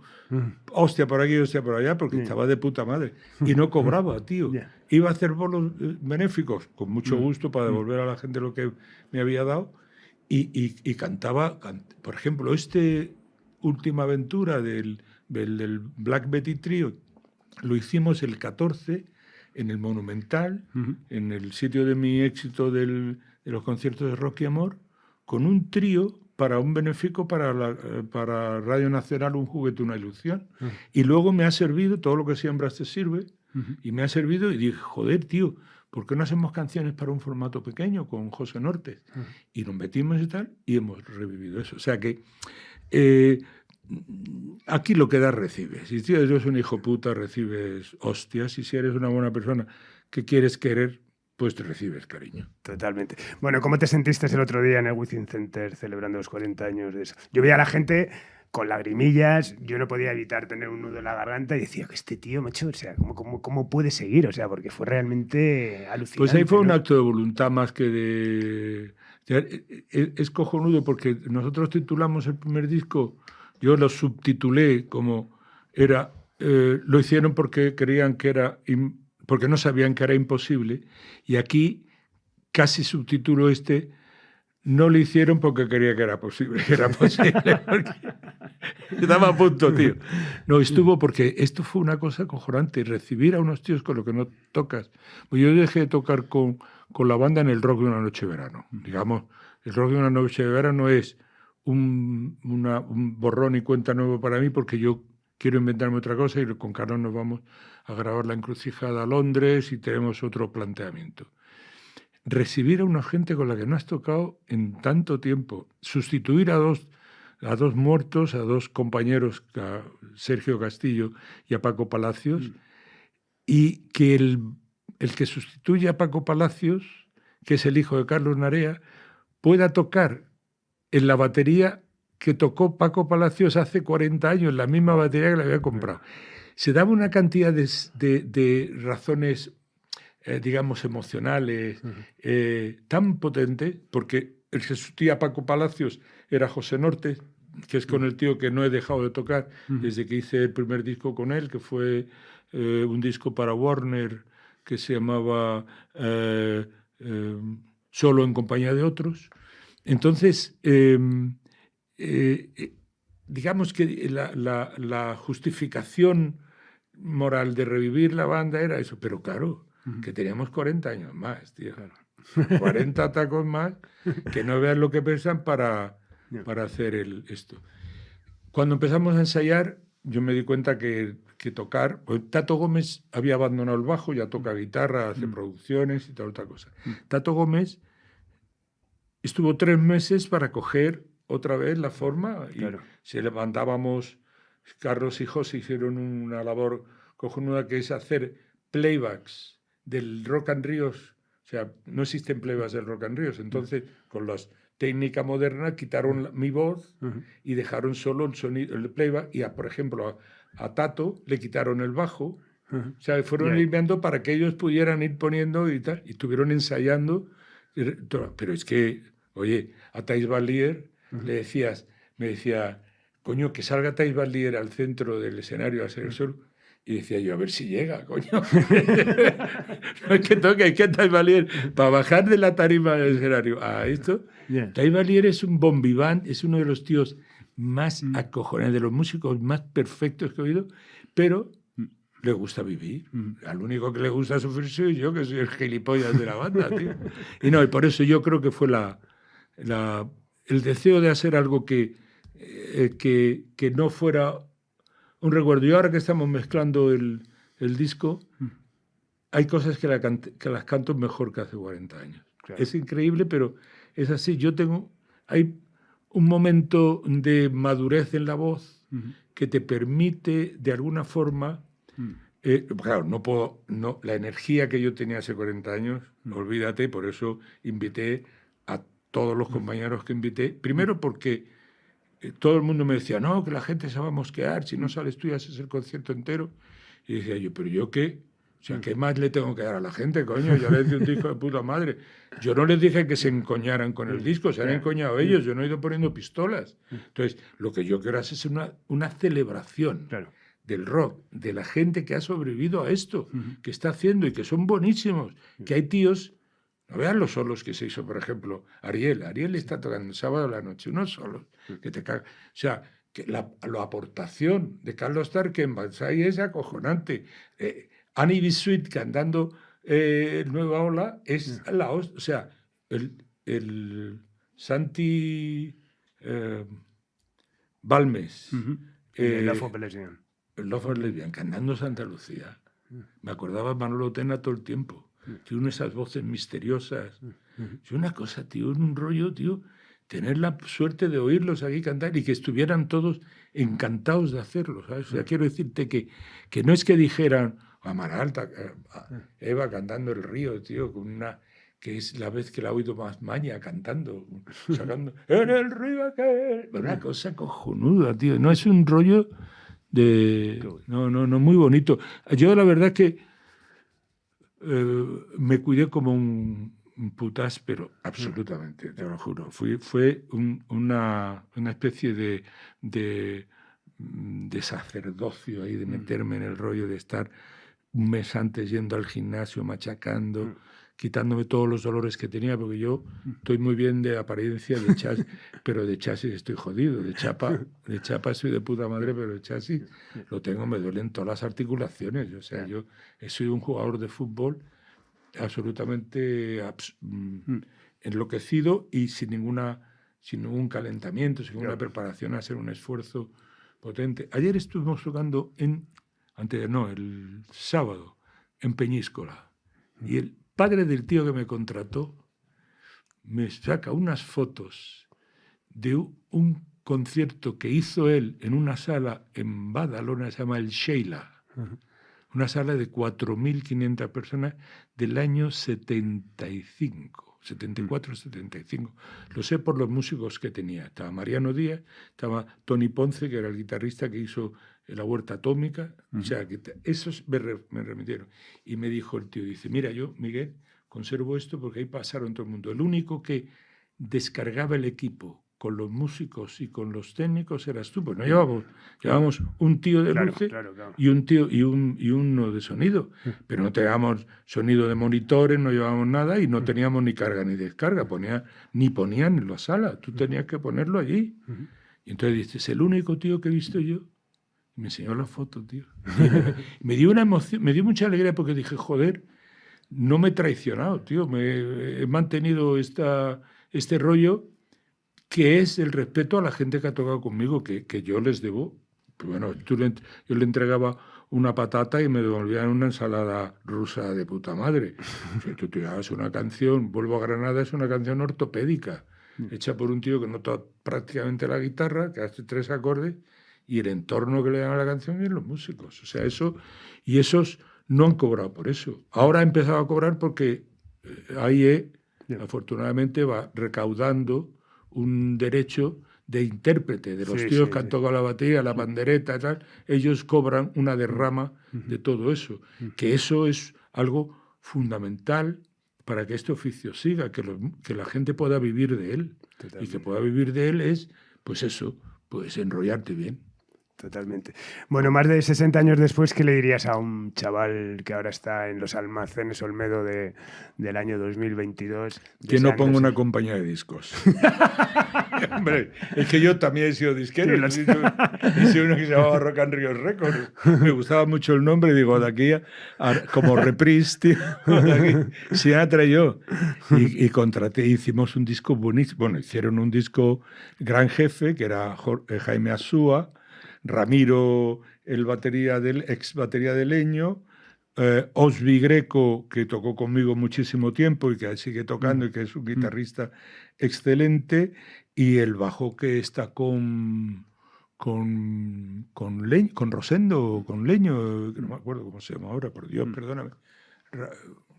Bueno, hicimos esa banda y hicimos un disco y pretendimos, y lo sacamos a la venta.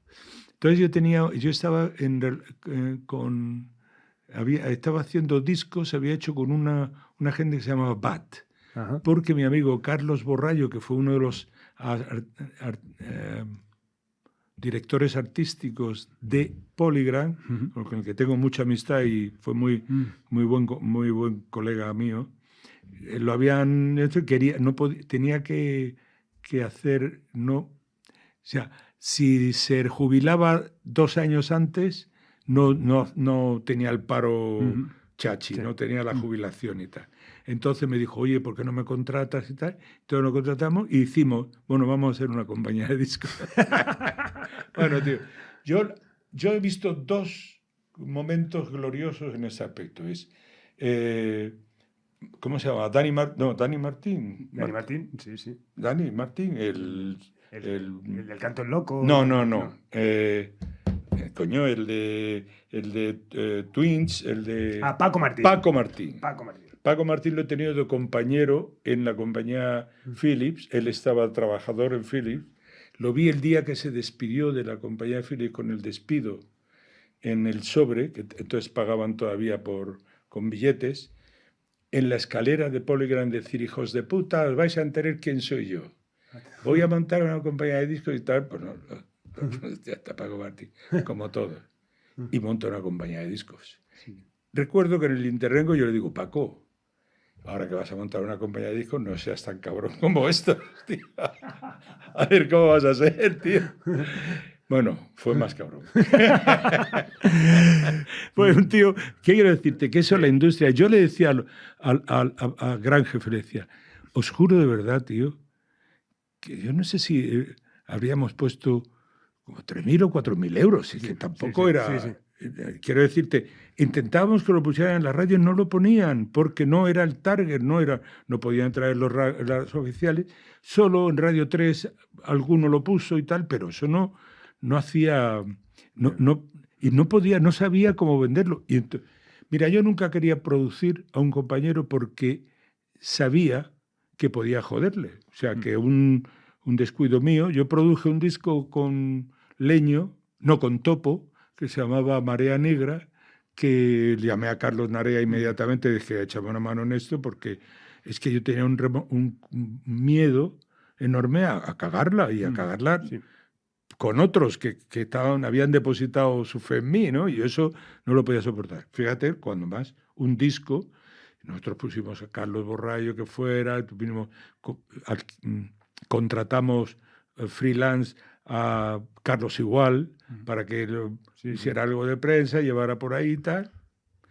No nos comimos una paraguaya y no se comieron ellos una paraguaya, porque ellos en un momento dado eran como los Red Chili Peppers, tenían ese tipo de ataques, ¿sabes? Ese tipo de melodías, ese tipo de canciones con esas percusiones súper agresivas, súper, bueno, cojones, pero, y un discazo cantado por Asúa, Jaime, que Jaime canta que te cagas de bien. Jaime Asúa es un musicazo y un cantante, pero, bueno. ¿No? Y te digo que consejo, chicos, no, mejor vender. Muy bien. Pues nada, Miguel, muchísimas gracias. La verdad es que, bueno, he cumplido un sueño y te agradezco muchísimo que hayas estado aquí con Claro, nosotros. muchas gracias a ti. Pues nada, despedimos esta más que emocionante entrega de Simpatía por la Industria Musical, emitiendo desde el estudio Alfonso Santisteban de la calle Almirante, con Laura Rodríguez a los mandos técnicos. Y naturalmente me tenía que ir con mi favorita. Digo adiós con el río del grandísimo, necesario e irrepetible Miguel Ríos. Adiós. Muchas gracias.